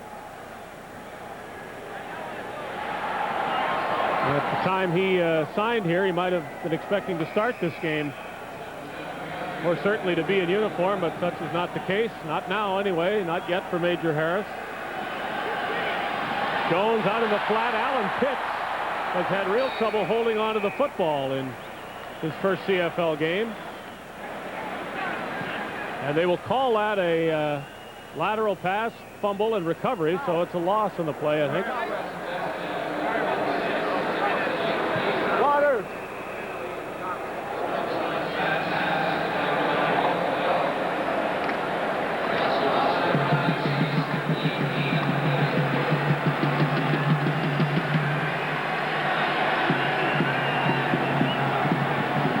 Second and 15 then for Terrence Jones, looking for a completion in relief of Danny Barrett. Ball in the air, and they couldn't help but intercept that one. Chris Major, who scored a touchdown earlier with a blocked field goal, participates in another turnover. Well, Major sprinting to the wide side of the field. He gets pretty good protection right at the point of attack. The back stopped the defensive end from penetrating. You see the offensive lineman blocking down. He's got some opportunity. Visco does force him to the outside. Now this ball's thrown into an area. A catchable ball by Marshall Toner, but look at all the BC Lions, 3 of them, and the recipient is Chris Major. Tied for the league lead a couple of years ago for the Stampeders with 10.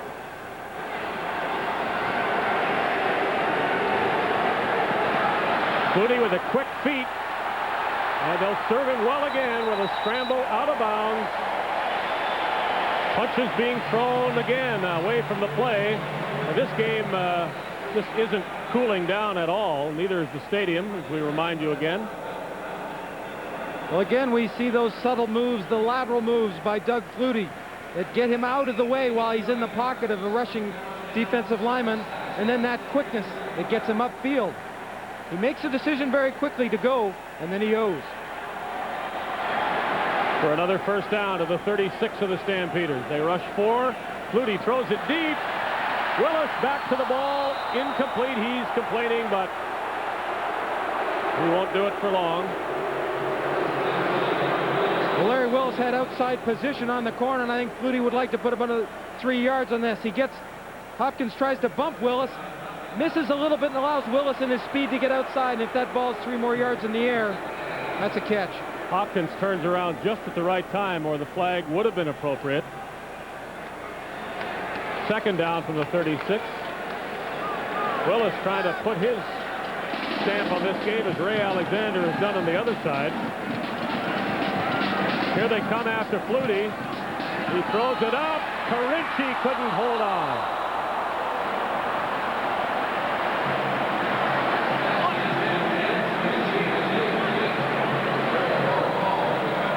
Well, Carinci, starting from that inside slot, pushes it to the post and gets back out and is underneath Hall. Again, Flutie, just 4 steps. Here we had that one. Almost, but not quite. Larry Kuharich saying that he felt Doug Flutie's favorite receiver had been Jan Carinci, and in that key situation, that's where he went, and almost made it good. Carinci in now to hold for Louis Pasaglia. 43-yard field goal attempt to get the Lions closer. Perfect. Under a minute to go, and it's a 2-point Calgary lead.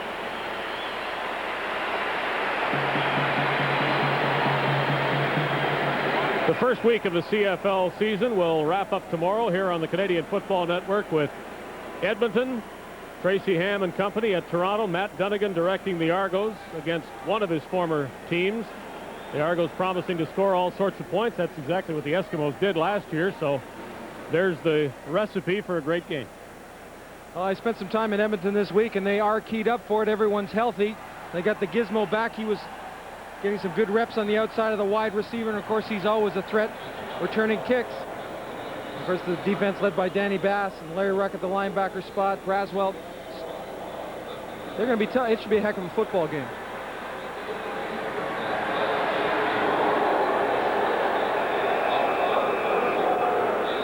Danny Barrett started, and so did Rick Foggy, and they're both out of this game, though Foggy is available to return, we think. Barrett certainly not. Jenkins, and he doesn't get as far as the Stampeders would like on the return.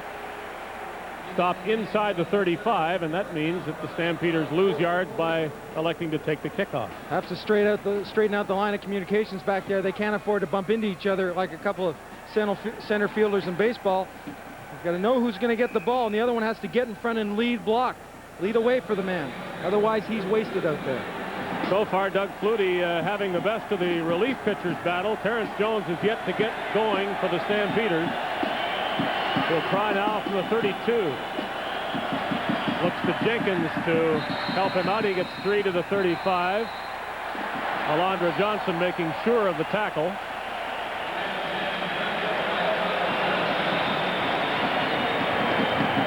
Well, that linebacking core of the BC Lions do get to the football, and Larry Kuharich had said to us earlier on today that he would have liked to come into this game with Doug Tank Landry just because of the way he fits in and the type of football he plays. This will be the final play of an elongated third quarter that has taken a while to play because of penalties and such things. Almost another interception for Chris Major. I think it surprised him a bit that he had that opportunity and he couldn't grasp the ball. The Stampeders will be punting when the fourth quarter begins. Popular piece of apparatus at the bench, the ice pack tonight. The punt bounces, which the receiver isn't supposed to let it do, but Wallace picks up. Now he does something else he's not supposed to do and runs in reverse and pays for that. Good special team coverage by Mark Singer, a rookie out of the University of Alberta. That's what those rookies have to do. If they don't get a chance to start, they've got to make some impact on special teams. The Stampeders did a lot of their rushing early in the game and had success with it. The Lions are coming on now thanks to Doug Flutie's running.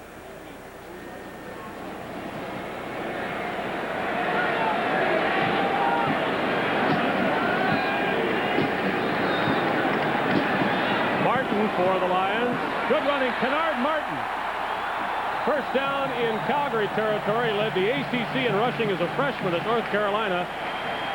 And Larry Kuharich promises big things from Kennard Martin. He did when he signed him in Calgary last year, and says he's just going to keep getting better.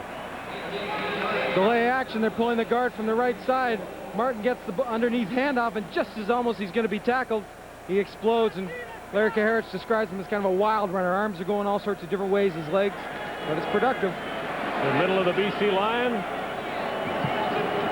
Ian Sinkler snapping it to Doug Flutie. Flutie in a little bit of trouble now. Soft pass over the top, just knocked away from Kennard Martin.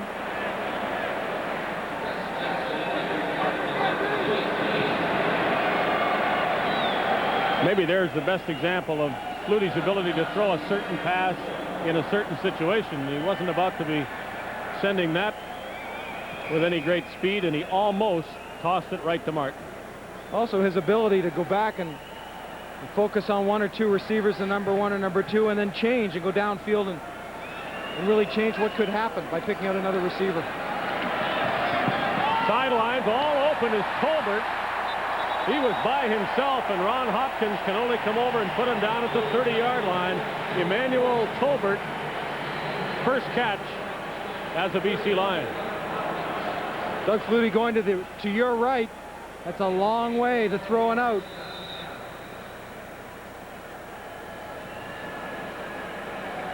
You saw there the kind of room he had on Hopkins.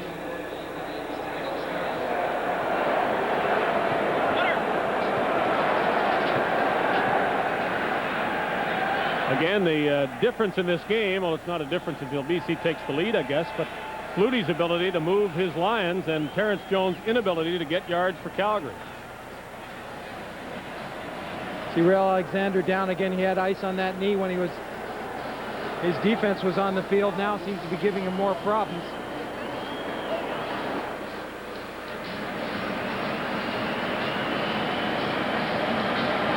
That could be a blow for the Lions, but it also could mean we could start seeing a little bit more of Larry Willis. Well, the strength of the BC receiving corps is that one man shouldn't have to carry the load. They call them the touchdown trio. Alexander, Willis, and Tolbert. Alexander with a touchdown in the third quarter to get the Lions close and back in the game. Flutie saw the rush, and boy, did he avoid it well. But he's thrown an interception in the end zone as David McCrary picks it off. And the Stampeders have an important turnover, halting the Lions, who appeared ready to take the lead. That ball just quite simply stayed in the air too long. Flutie, as you said, Fort's coming right up the middle. He has to escape the pocket. Now, on top of which, get his body around and get some zip behind this football. It's a good 40-yard pass, and McCrary comes across, reads the quarterback, and jumps in front of Emmanuel Tolbert. Good play by McCrary. Flutie's pass wasn't all that bad when you look at it again, as he wanted Tolbert and almost got him there. Stamps try to get some rushing yards to get things moving, but they're not there. Willie Pless comes out with the hand clap, and he's been a big leader on defense for BC, and that's no surprise. Earlier on in the first quarter and part of the second, McVeigh had success with that cutback backside quick hitter, and this time the defense is folding, not going upfield as quickly, led by Willie Pless. He's coming down the line of scrimmage to take that play away.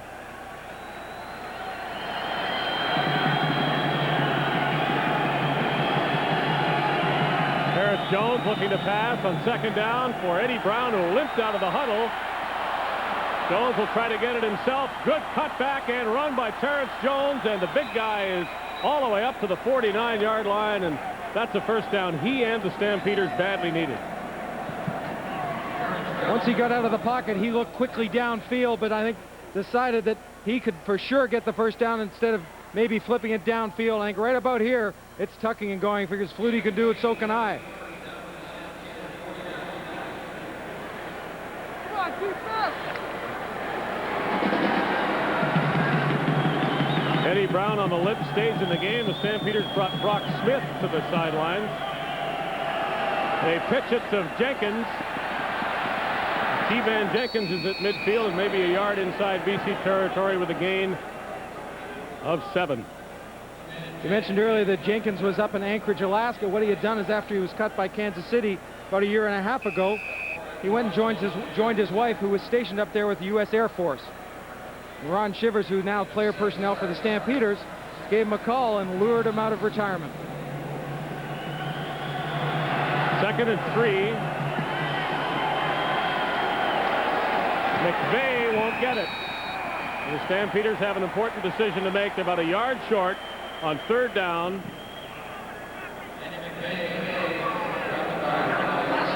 Well, to this point, they're sending in Alan Pitts and pulling out Eddie Brown, possibly with the play. You can see Brown having trouble running, and Brock Smith is already on the sidelines. Pitts had been there too. They had Canadian slot back and top draft choice Dave Sapungis in the game. On 3rd down, it looks as though they're going to kick as Brent Matic comes in.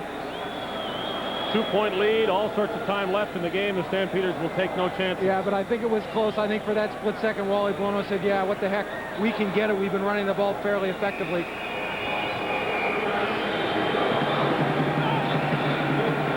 Well, a good punt by Matic makes the decision look better. If they can pin the Lions deep. High. Matic has had longer ones, though. This is Norm Jefferson, and he's down just ahead of the 15-yard line. Molson and the Canadian Football Network are proud to bring you the best of the CFL. 53 to go. The Stampeders clinging, and that seems to be the appropriate verb, to a 2-point lead. Ray Alexander not in the game for the Lions.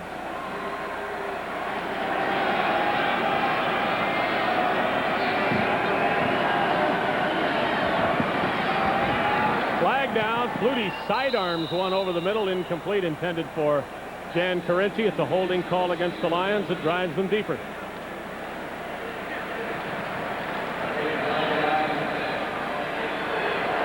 Holding, BC 53, penalty declined, 2nd down. A minute ago, we saw Paul Clatney's thumb, right thumb, which was heavily taped. And you can see here as he goes down and makes the tackle on the punt, just 2 plays ago, watch the way he makes the tackle. He keeps his right arm almost away and grabs with his left. And you can tell when he comes up that he's hurt it. Interestingly, the Stampeders do not want the penalty. They'll take the incompletion and make 2nd and 10 from the 16. And incomplete. Covering was Junior Thurman on Jake Christensen. And so the Lions will punt from deep in their zone. Calgary choosing to just rush their front 4, drop their linebackers deep, and really make it tough on Flutie to stick those passes in there. Thurman in good coverage right behind Christensen. Plus the linebackers are dropping deep. Makes it a little bit tougher to complete those passes when there's more traffic in there.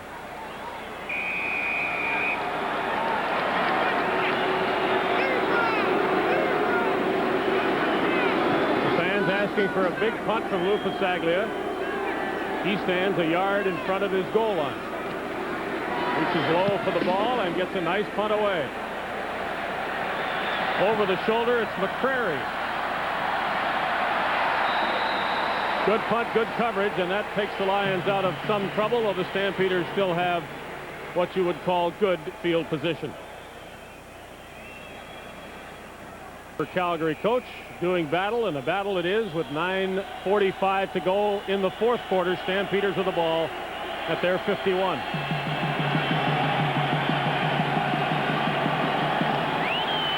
Jones throws it deep and too far for his speedy receiver Eddie Brown. Jones sending 3 receivers to the left side of the wide side of the field. It's a motion by Andy McVeigh to that side also. and tries to get an isolation by Brown on a one-on-one. Coverage is too good, and Jones had to overthrow the ball.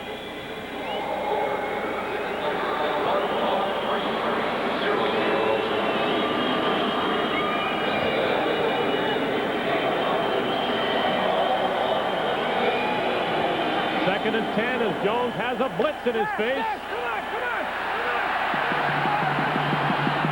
It's out of bounds at the line of scrimmage. And it'll be a punting situation again for Brent Matic.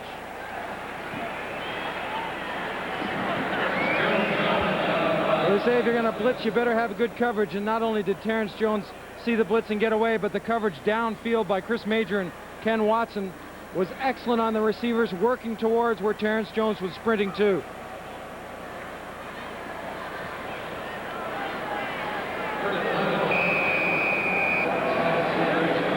Points separating the Calgary Stampeders and the BC Lions. High snap to Matic.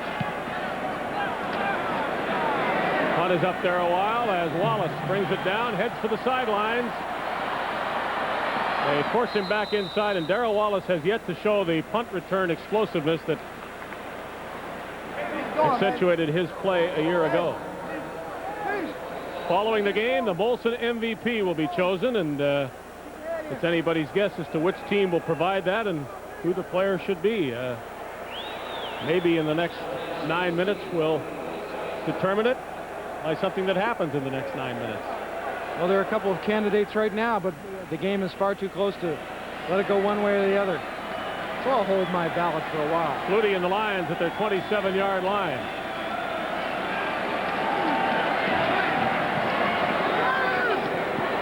Little swing pass. Good results for the BC Lions and Kennard Martin for a first down. Well, it almost seems like that play was a semi-screen. Flutie drawing people back. He'll set up, stop for a second, then go back a little bit more, try to draw some more people in, especially at the end to the side of the screen. Flutie very comfortable with the short passing game. It's brought him much of his success in this CFL debut. Flutie again. Again, a little dump-off pass to Martin. Short of a first down this time, but Doug Flutie's experience showing through on all of these calls and the execution. Well, we've talked how Flutie has the ability to feather passes in and string passes in with some speed, but he'll also change his delivery. On that last play, he almost sidearmed it because someone was in front of him. Takes a quick step to his right or left and throws that sidearm. He and the Lions need just over 2 yards for a first down.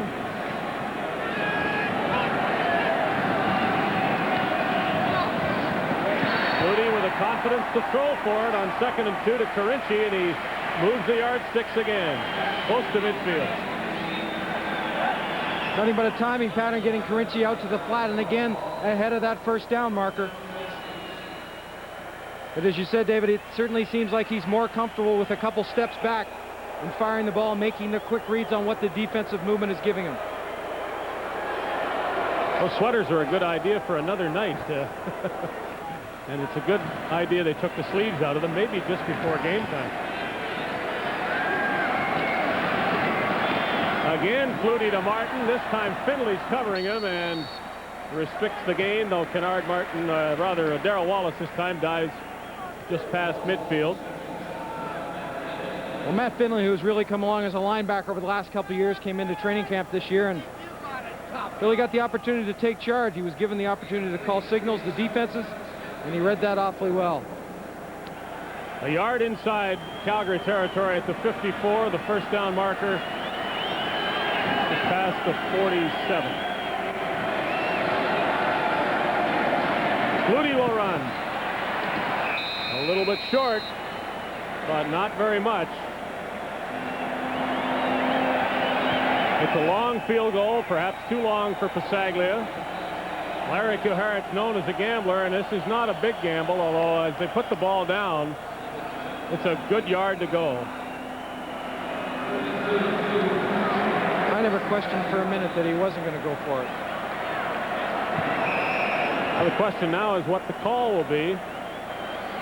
Just over 6 minutes to go. A pretty important play right here. Third down. At least a full yard to go.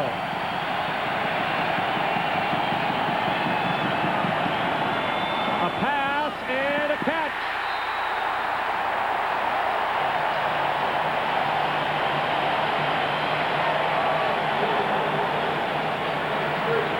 A gutsy call. I'll tell you what, I would. The old running back gave me say hand the ball off and with a lead, but right drop back. There was no question he was going over top to Emmanuel Tolbert. A little bit underthrown and watch Tolbert have to slide in and really secure it. I'll tell you what, if you haven't got a couple of gray hairs before that call, Coach Gerhardt must have a few now. Lions buy themselves 3 more plays and are now in field goal territory if that's what they have to rely on. They give the ball to Martin. Kennard Martin outside. All sorts of movement in his running. He has arms and legs and elbows and knees and down at the 25. Runs like the Tasmanian devil. Everything's going all over the place. Skinner making the lead. Makes the cut on Finley. Gives him enough room. Almost like he slipped there. As you said, the arms and everything's just flailing all over the place. Under 5 minutes to go. Lions down by 2. With a chance for 3 or 7 on this drive. 2nd and 6. Here goes Flutie by himself. Didn't get there. Doug Flutie out at the 21-yard line. He is short, this time by a couple of yards. Oh, here we go again. A field goal can put the Lions in front.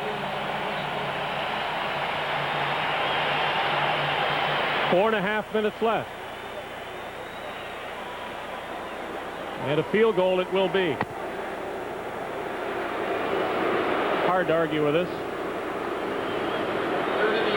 Yeah, you have to take the sure play without question. And as you said, it puts them in the lead, but the momentum and the roll that they were on, I'm surprised he didn't just say, okay, get back in there and call a play, Doug, and make it. Problem is, you probably call a pass play, and you wonder how many times you can be successful on third down with passing the ball.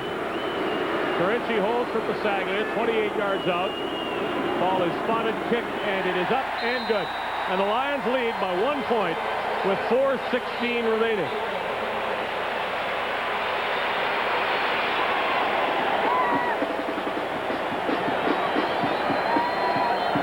Football Network and you viewers in the United States on Sports Channel America as well. All you really have to know is that in the CFL nobody's allowed to win by much. And so this is typical. I'd even call a 1-point lead a big one.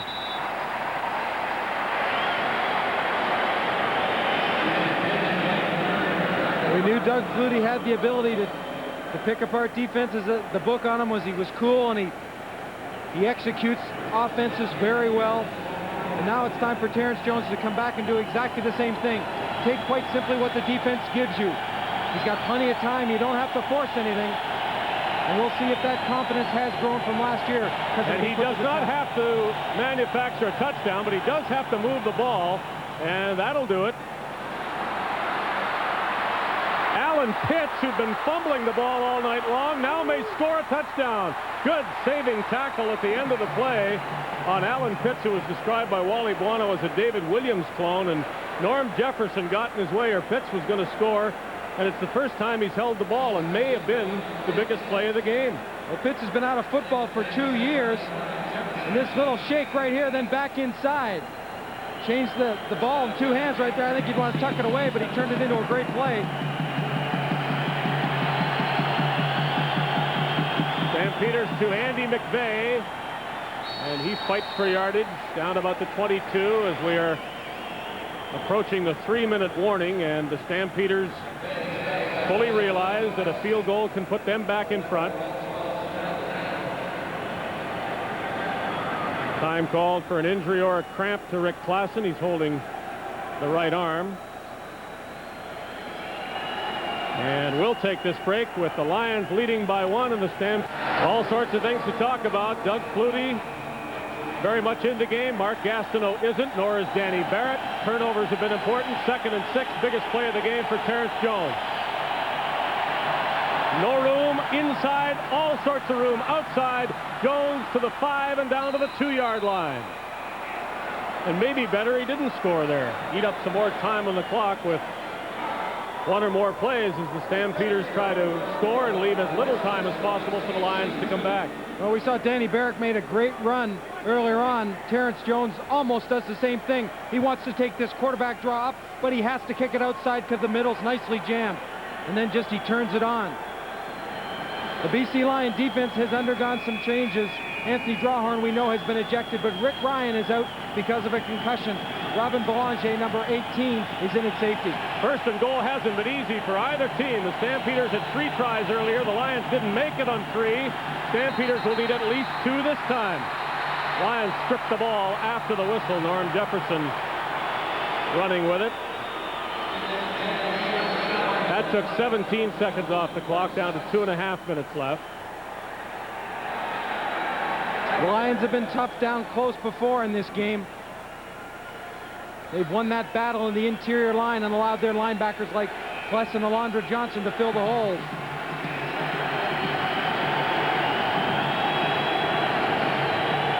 Matt Finley, a linebacker, will line up in the backfield alongside Jenkins and McVeigh.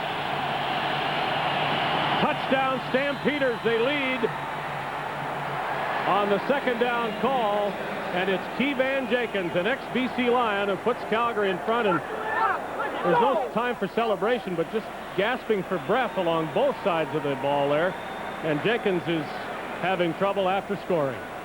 Watch 32, Pless makes the right read, comes into the hole, but this time he goes over top of Keevan Jenkins instead of getting low and underneath the shoulder pads.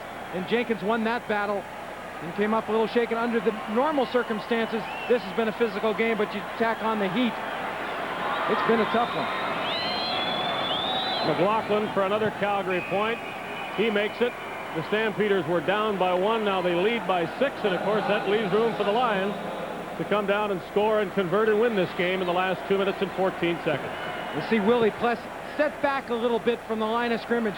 He makes the read immediately, follows the lead back, and now wants to really pop in there and make a good contact with Keevan Jenkins. He did it in the first half at the other end of the field and won that battle. This time Jenkins behind Andy McVeigh gets himself just that much lower, so Pless goes over top on contact. Run it, Kelvin! Danny Barrett, though, out of this game, has been very much a part of the Stampeders at the bench. Conducted an offensive meeting a couple of minutes ago and told Terrence Jones to come and listen as he talked to everybody else, and Barrett leading the congratulations for Keevan Jenkins and the other members.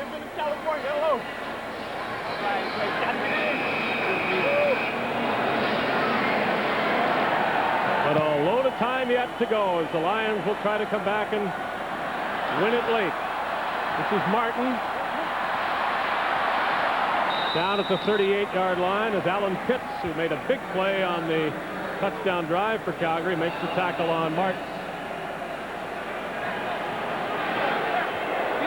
Well, I can't see the Lions changing anything what they did in their last drive, letting Flutie go in and mix up and really, as I said earlier, just quite simply take what the defense gives him. If it's short passes, he has over 2 minutes, and that's plenty of time. Flutie has already told us that the clock in the CFL is one of the biggest adjustments he's got. Well, he has to be very aware of how the clock works now. 2:08, it'll start when the ball is snapped, and the Lions will try to go from there. Another short pass, good gain. Fumble after the whistle.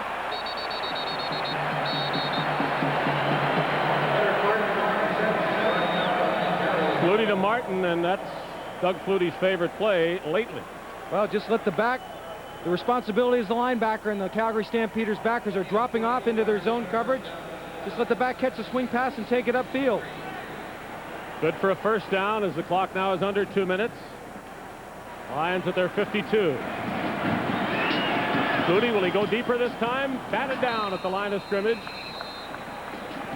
And that will happen to a quarterback of Flutie's stature with defensive linemen staring him in the face. Actually, they look over his face. It's not an easy thing to rush upfield, have an offensive lineman whacking you in the chest. and have the presence of mind to put your hand up when the quarterback releases the ball. And at that point, Mitchell Price did exactly what he had to do, slide inside and knock it down. Flutie rolling, stopping, and way downfield. Almost, but not quite. Doug Flutie is as unhappy as anybody. Tolbert, the intended receiver. Well, to get away from that pressure up the middle like he faced last time, he's got a sort of a semi-roll. He allows some angles for his offensive lineman, gives him a seam to see and throw, and right on the fingertips.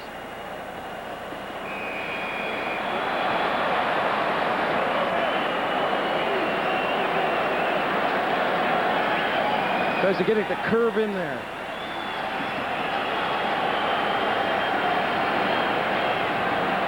Third down, and they will go for it. 1:41 on the clock. Flutie needs a lot here, and he won't get anything. He tosses the ball away. Last-ditch attempt at a lateral, but now the fun starts as I guess the Stampeders are congratulating themselves more than carrying themselves away from Flutie, and the Stampeders have made a big play on third down. A lot of time left. In that situation, you might have expected the Lions to punt. I did. Well, Larry Kehart has been a gambling man, and you can see here, I think, that the effort shown by the Calgary Stampeders and the control in their pass rush to keep Flutie to their inside. Make him step up, make him release, and allow a guy like Warnock or Mitchell Price to come off a block. 1:33, the clock stopped now. The Stampeders will try to use as much time as possible and keep the ball right to the end if that's possible. McVay has it now. He's fumbled earlier in the game, but not this time as Andy McVay rips off a first down run inside the 30-yard line.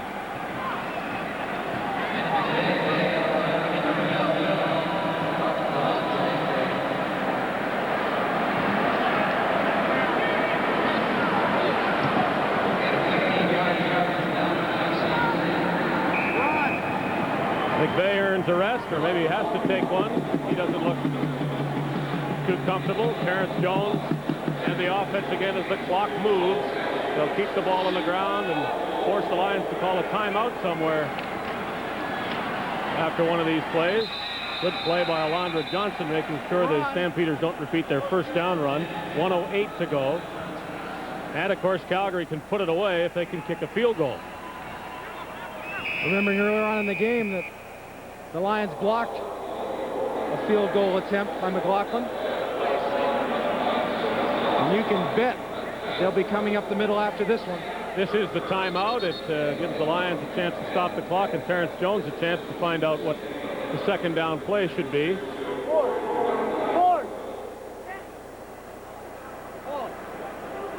Well, you can't ask for more than we've seen in the first 3 games of the CFL season, and we should expect the very same thing tomorrow night. Edmonton and Toronto, but great games last night. Winnipeg in overtime, beating Ottawa, and I'll never call Warren Hudson a blocking back again.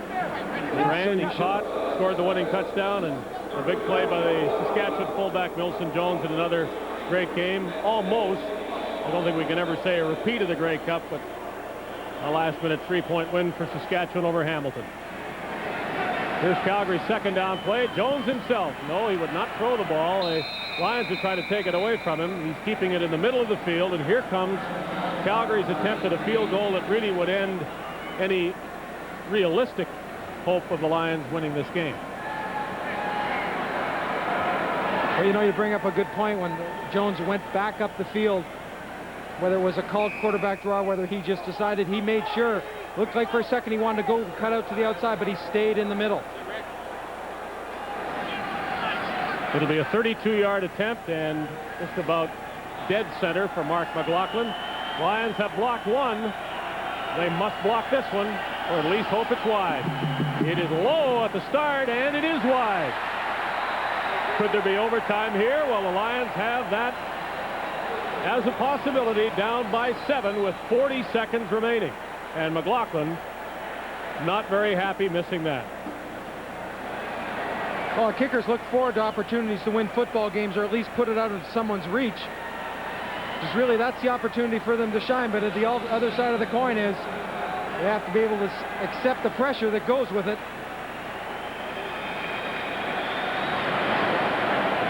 Another chance for Doug Flutie and the BC Lions. 40 seconds left. They're at the 35-yard line.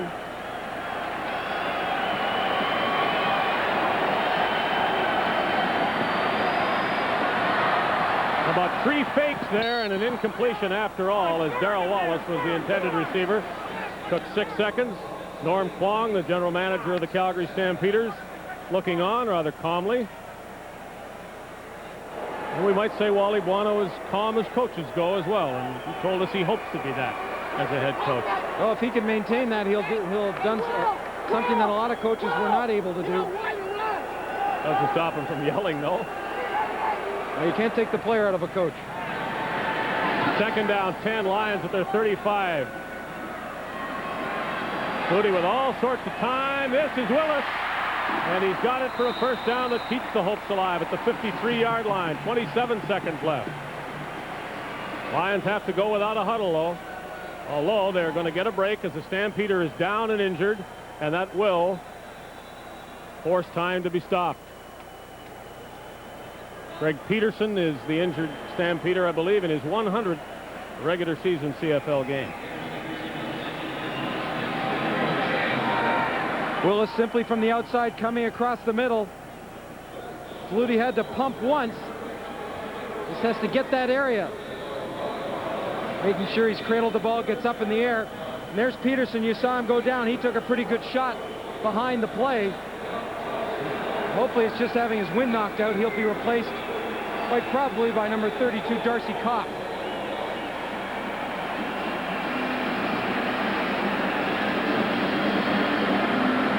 He took a heck of a shot. There have been attempts made to compare Doug Flutie to other quarterbacks of his size who have been successful in the CFL. It's not perhaps a totally accurate comparison, but some have said he can be what Ron Lancaster was, a quarterback who beats you every way but physically. Well, he certainly reminds me of that, the way he throws the football in different situations. That sidearm style, the straight over, the roll, and throw on the run. Well, he's in exactly the spot that Ron Lancaster used to excel. Needing a touchdown late in a game, using the clock, making the yards, and the big plays. 27 seconds left, and the Lions have about half the field to go to earn a tie or maybe win it right here with a 2-point convert. You can't rule that out. First, they got to get it in the end zone. Flutie throws it, and Tolbert is out of bounds. He caught it, but he was out of bounds when he did so. That will stop the clock with 15 seconds left. Now, the Flutie scrambling does take its toll on the clock here. If he can find a receiver quickly, so much the better for the Lions. Every second he has to use to find that guy makes it tougher for BC.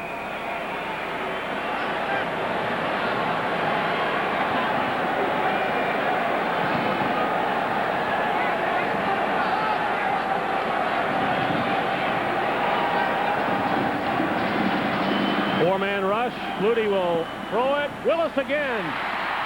Still on his feet. Down now. Ken Ford a little bit late on the tackle for the Stampeders with 8 seconds left. And again, here come the Lions to the ball. No huddle.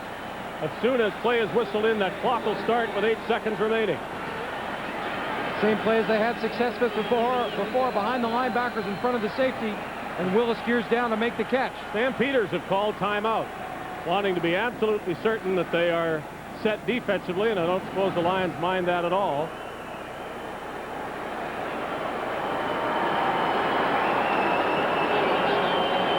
Eight seconds, 2 plays, as long as Flutie doesn't take too much time running the first one. Well, he's had more success when he's moved even the pocket a little bit to his right or left, not necessarily sprinting out on a flat run, but at least going 4 or 5 yards one way or the other.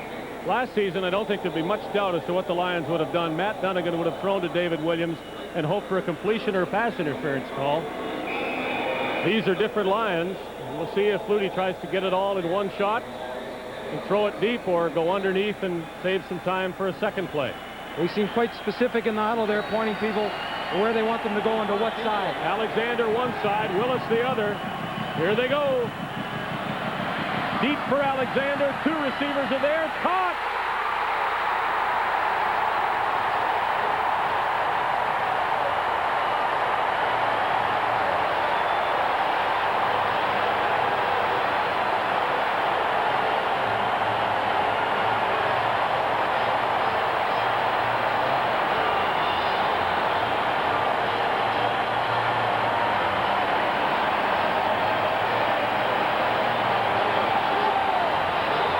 Well, isn't that something?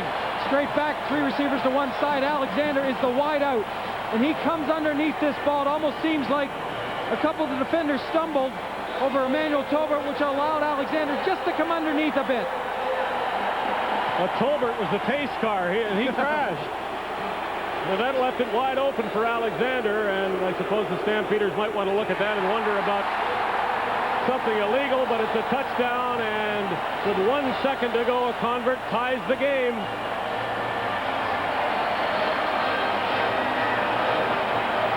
Well, I dare say Dunnigan and Williams couldn't have done it better. Well, you can't do it without your front 5 protecting you, and he had a good pocket. Isn't that something? First Damon Allen and Ken Abrera in Ottawa do the same sort of thing to get back in the Winnipeg game. They have plenty of time left. 2 seconds. Oh, yeah, way more time. I'm sorry.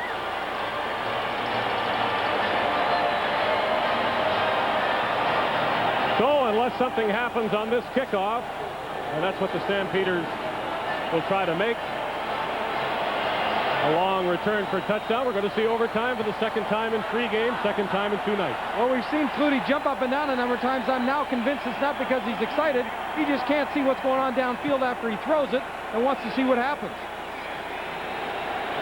And some of these players are so hot, so drained, so cramped, they're saying to themselves, we got to play 10 more minutes.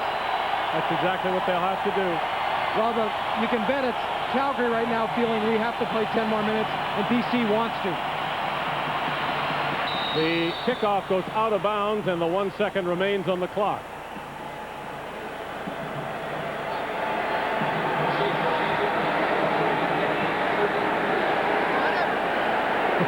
This hasn't been any fun at all, has it? Well, if he dreamed of his CFL opener, I can't imagine it would be any better than this, at least right now. But there are some things that have happened that he couldn't dream, I guess. This last minute stuff's old news to him.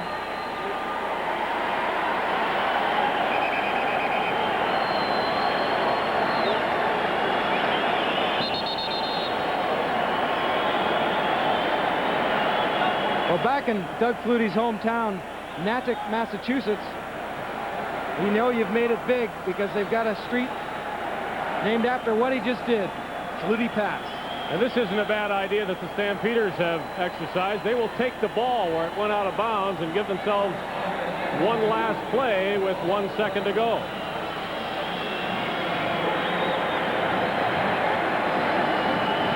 Now this could be a long pass and hope for whatever. Can't imagine that the Stampeders will do anything else. Garrett Jones, throw it as far as you can and hope. There it goes. Way up there. Pitts goes up. Tipped and almost a chance for Derek Crawford. We're going to commercial and we're going to overtime. 35 all, the extra period, 2 of them coming up. 70 points scored so far, and there's not a winner yet. Almost the last play of the game. Doug Flutie treated it as such, and Ray Alexander caught it. Here's another look.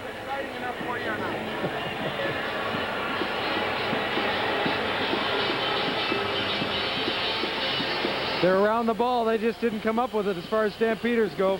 If you've forgotten since last night, here's what happens in overtime. 2 5-minute periods. They'll kick it off now and again to start the second period. There is no sudden death attached to this overtime. One team scores, the other team has a chance to come back, and it could be a tie at the end of it.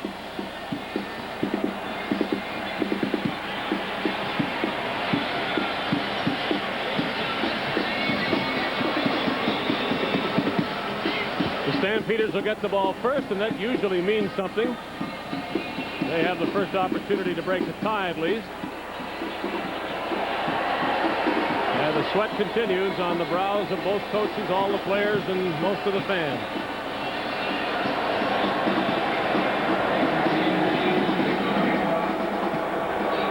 The game was far from over with 8 seconds to go. It's another marathon now with 10 more minutes.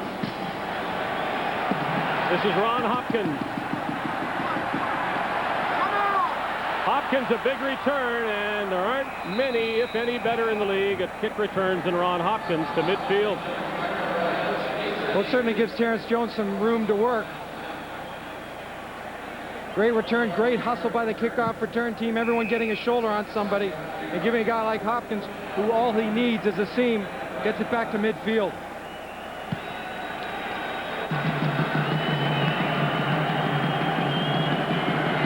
Barrett watches from the sidelines. Terrence Jones calls the signal.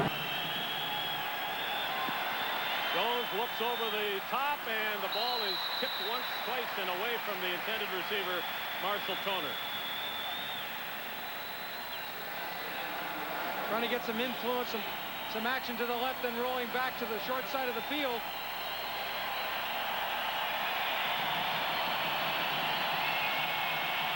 Now do you play some chess and get in position to kick a field goal, or do you try to get it in the end zone? Well, they cannot waste the Ron Hopkins kick return.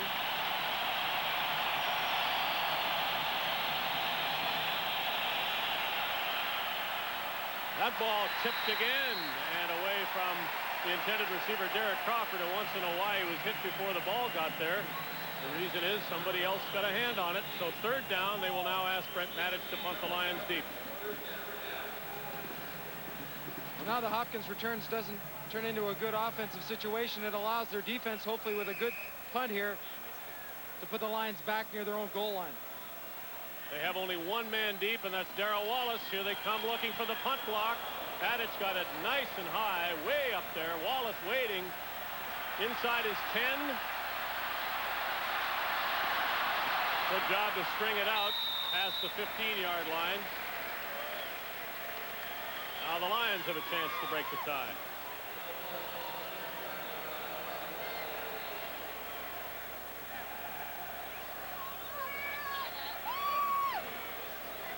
Flutie's passing numbers, and don't forget all the running he's done too.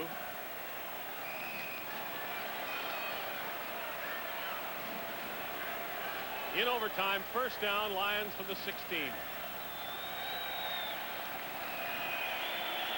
Willis and Tolbert one side. Ray Alexander, one of the big heroes for the Lions. Flanker Dan Carinci to the top of your screen. Flutie rifles it out of the reach of Emmanuel Tolbert, who had to reach back for it, and there were Stampeders closer to it. I think the toughest thing for Flutie to have done, not having a lot of training camp time, is the timing patterns. Possibly throwing the hooks to the outside depending on what the coverage is. Other than that, you wouldn't know he hadn't been in training camp the way he's performed tonight. Lions would surely like a first down here. They don't want to have Pasaglia punting from close to his goal line. That's picked off by Hopkins, who bounces up and catches it at the 25-yard line. Ron Hopkins, who got this overtime started well for the Stampeders, now does even better with an interception. I think the ball was redirected. Flutie looking to his left, trying to draw some coverage. Now snaps it back to the right.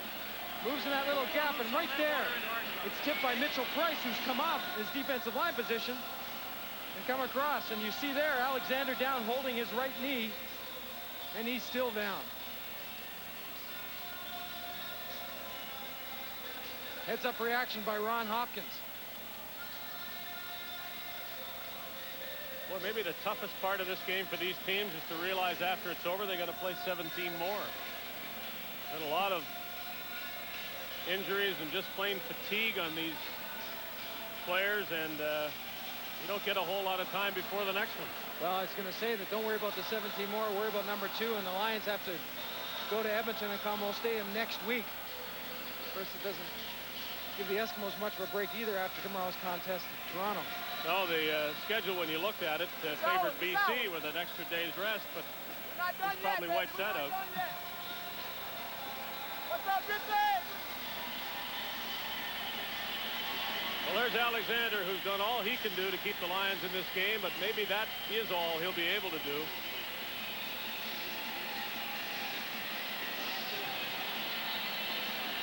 And as he leaves, the Stampeders approach the ball after Hopkins' interception. First down, Lions 25, game still tied. Jones again on the roll. They string him right out. He throws it to McVay, and he makes sure he holds the ball. More than anything else. Very short gain on the play. I think that play is designed to come a little bit more flush to where the line of scrimmage is, but Terrence Jones forced back as Ray Alexander again put some ice on that knee. Jones looks as though he can hardly take his next step too. He's really dragging, but he's it with Barrett injured.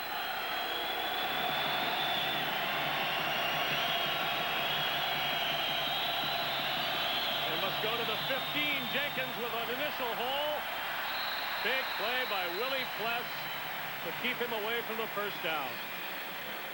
You're right, it was a big play because Andy McVay led through on Alondra Johnson on the middle linebacker, made a great block. Jenkins makes the cut, and you're going to get a great view right here. 34, blocks 44. Boom, the hole's open. The cut goes outside, which doesn't allow Fairbanks to get out on Pless. And Pless makes a big save right there. McLaughlin can break the tie. 1:51 to go in the first overtime period. Oh boy, that's going to be costly if it's offside BC. And both teams are pointing at each other. And if that's an offside BC, it's a first down Calgary. Stampeders keep the ball.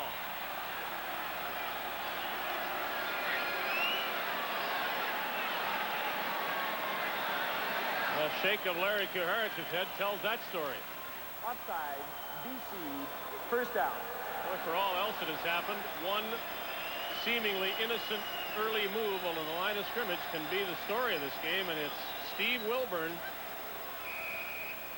who will claim, I'm sure, he was drawn, but nothing to back it up from the officials. So the Stampeders have a first down. Jenkins reaching for the 10-yard line. Once again, Willie Pless in on the play, and this moment it seems like Calgary's quite satisfied to do just lead blocking, running plays up the middle, staying inside and between those hash marks. You know it's getting warm when the coach is breaking a sweat. Well, the penalty gave them a chance to go for a touchdown, and let's see if they'll do that or play it safe and just continue to run the ball up the middle. Jones tries to sweep, fumble the ball. He picked it up again. Now he's looking to throw it. Incomplete. Boy, almost a disaster for Calgary, then almost a touchdown for Calgary, and now a field goal will be happy. The Stampeders will be happy with. Well, you're right. They're going to throw the ball, but simply the knee came up and popped the ball out.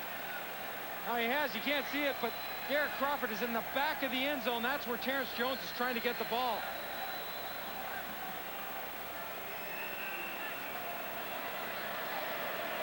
Doesn't get your heart racing on the sidelines. Nothing will. Well, they used to call that the Argo bounce, and if that ball doesn't come right back to Jones, who knows where it is now.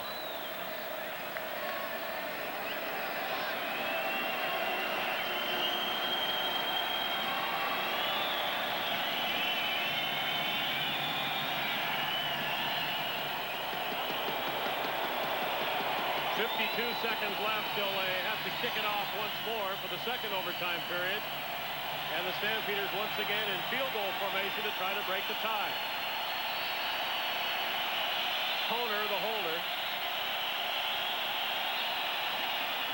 And it is good. Greg Peterson normally holding, and he has been injured in this game. So Marshall Toner filling in, and McLaughlin does his job with Toner's help. 34 seconds left. Stamps by 3. You know, usually in practice time, the kicker and the center and the holder go away at some point in the practice. carry on and get their workout in as far as the repetitions for kicking. Maybe a little pressure on Marshall Toner to come in. He probably hasn't held a snap other than maybe a couple times on the sidelines prior to going in here. Did a good job of putting it down for McLaughlin. The sure hands of a receiver. Well, Alexander is not to be found on the BC offense. Jake Christensen in for him.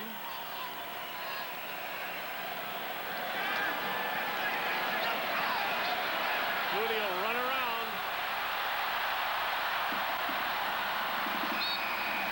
The running is one thing, but his ability to avoid big hits on the end of the run has been as impressive as anything, and you'll last longer that way. It shows those good feet. He has the ability to change direction, to slow himself down so he can make those subtle cuts to avoid the big hit. He's against the clock again with 20 seconds left. It's moving till the end of the first overtime period. Colbert knows enough to get out of bounds and conserve time. 14 seconds left.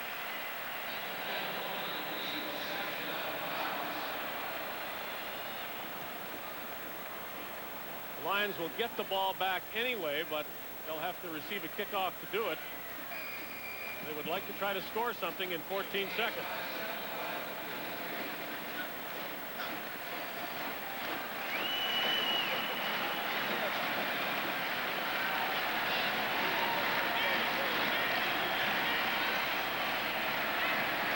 Flutie retreats, steps up, throws. Carinci bobbles it and catches it. And they got a shot at a field goal with 8 seconds left. This was the magic number the last time they scrimmaged the ball, and Flutie threw it to Alexander. On their drive near the end of the game, or regulation, Willis caught a couple of passes over the middle. Carinci does exactly the same thing with that slow break in, that lazy. It'll come from the right side of your screen across the middle. Middle linebacker drop to the left. Here he comes into your screen just behind Finley and in front of Peterson. Well, the Lions won't fool around. They will send Pasaglia and the field goal team out with 8 seconds left. If he can make it, they are tied, and they'll get the ball when the ball is kicked off again to start the second part of the overtime. Ron Hopkins will go deep for Calgary. If it's wide, he might be instructed to kick it back out. Oh, you do. And now the Stampeders will call time.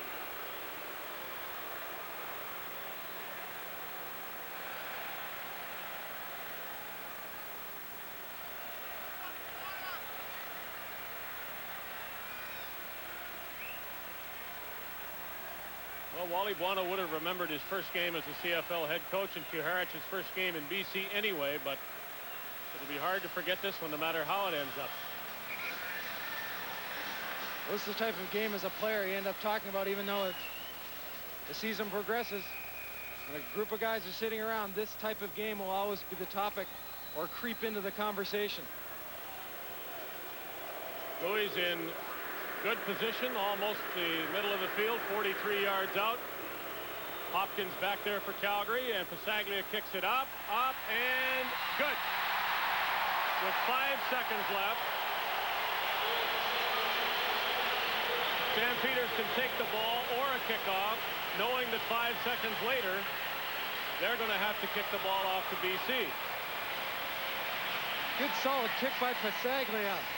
Well, I think there was a concern that Louis' leg wasn't as strong as it used to be, but this one is the usual rhythmic type of kick with plenty of room at the other end.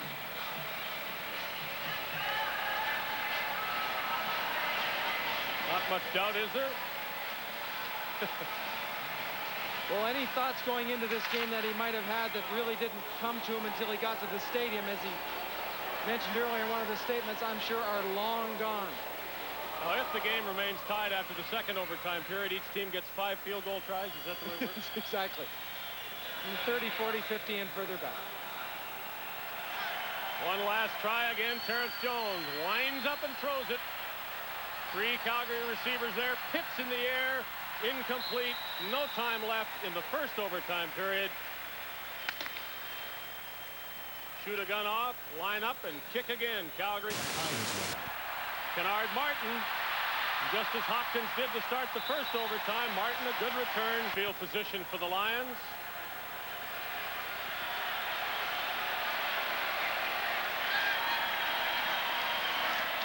Flutie to Wallace.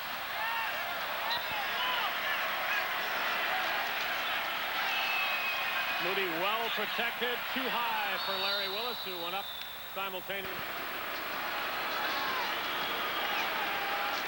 Perfect snap to Pasaglia.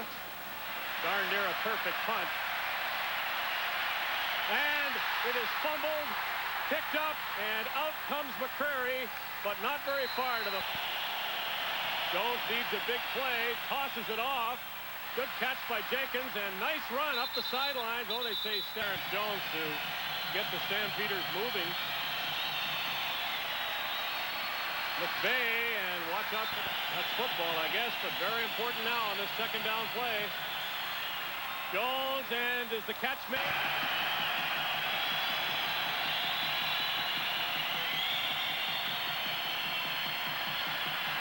Jones hasn't found anybody. Going to make a mistake like forcing the ball downfield.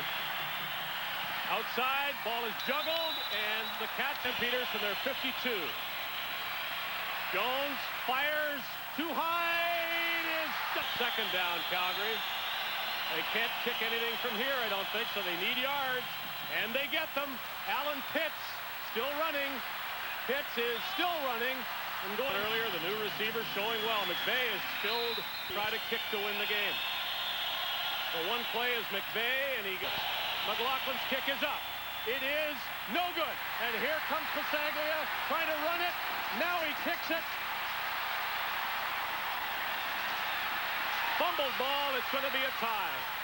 And the Stampeders miss the chance to win on Mark McLaughlin's wide field goal. The game winds up a tie. Doug Flutie celebrates as if it's a win. The Stampeders want to know about no yards on Pasaglia's kick, I'm sure. It was close to Ben. Wally Buono and Larry Kuhart say, we'll talk about this. Let's see it all. Pulled a little bit left. Now Pasaglia, you can see good communication between Carinci. Carinci say, okay, follow me out. Almost looked like he could make it, but Pasaglia settles himself down and kicks it. I think he probably would have liked to kick it out of bounds. McLaughlin trying to move into a situation where he can receive the punt and get it back in the end zone, but too much congestion. The ball comes loose. As you said, it ends in a tie, and it was a wild one. And if you want to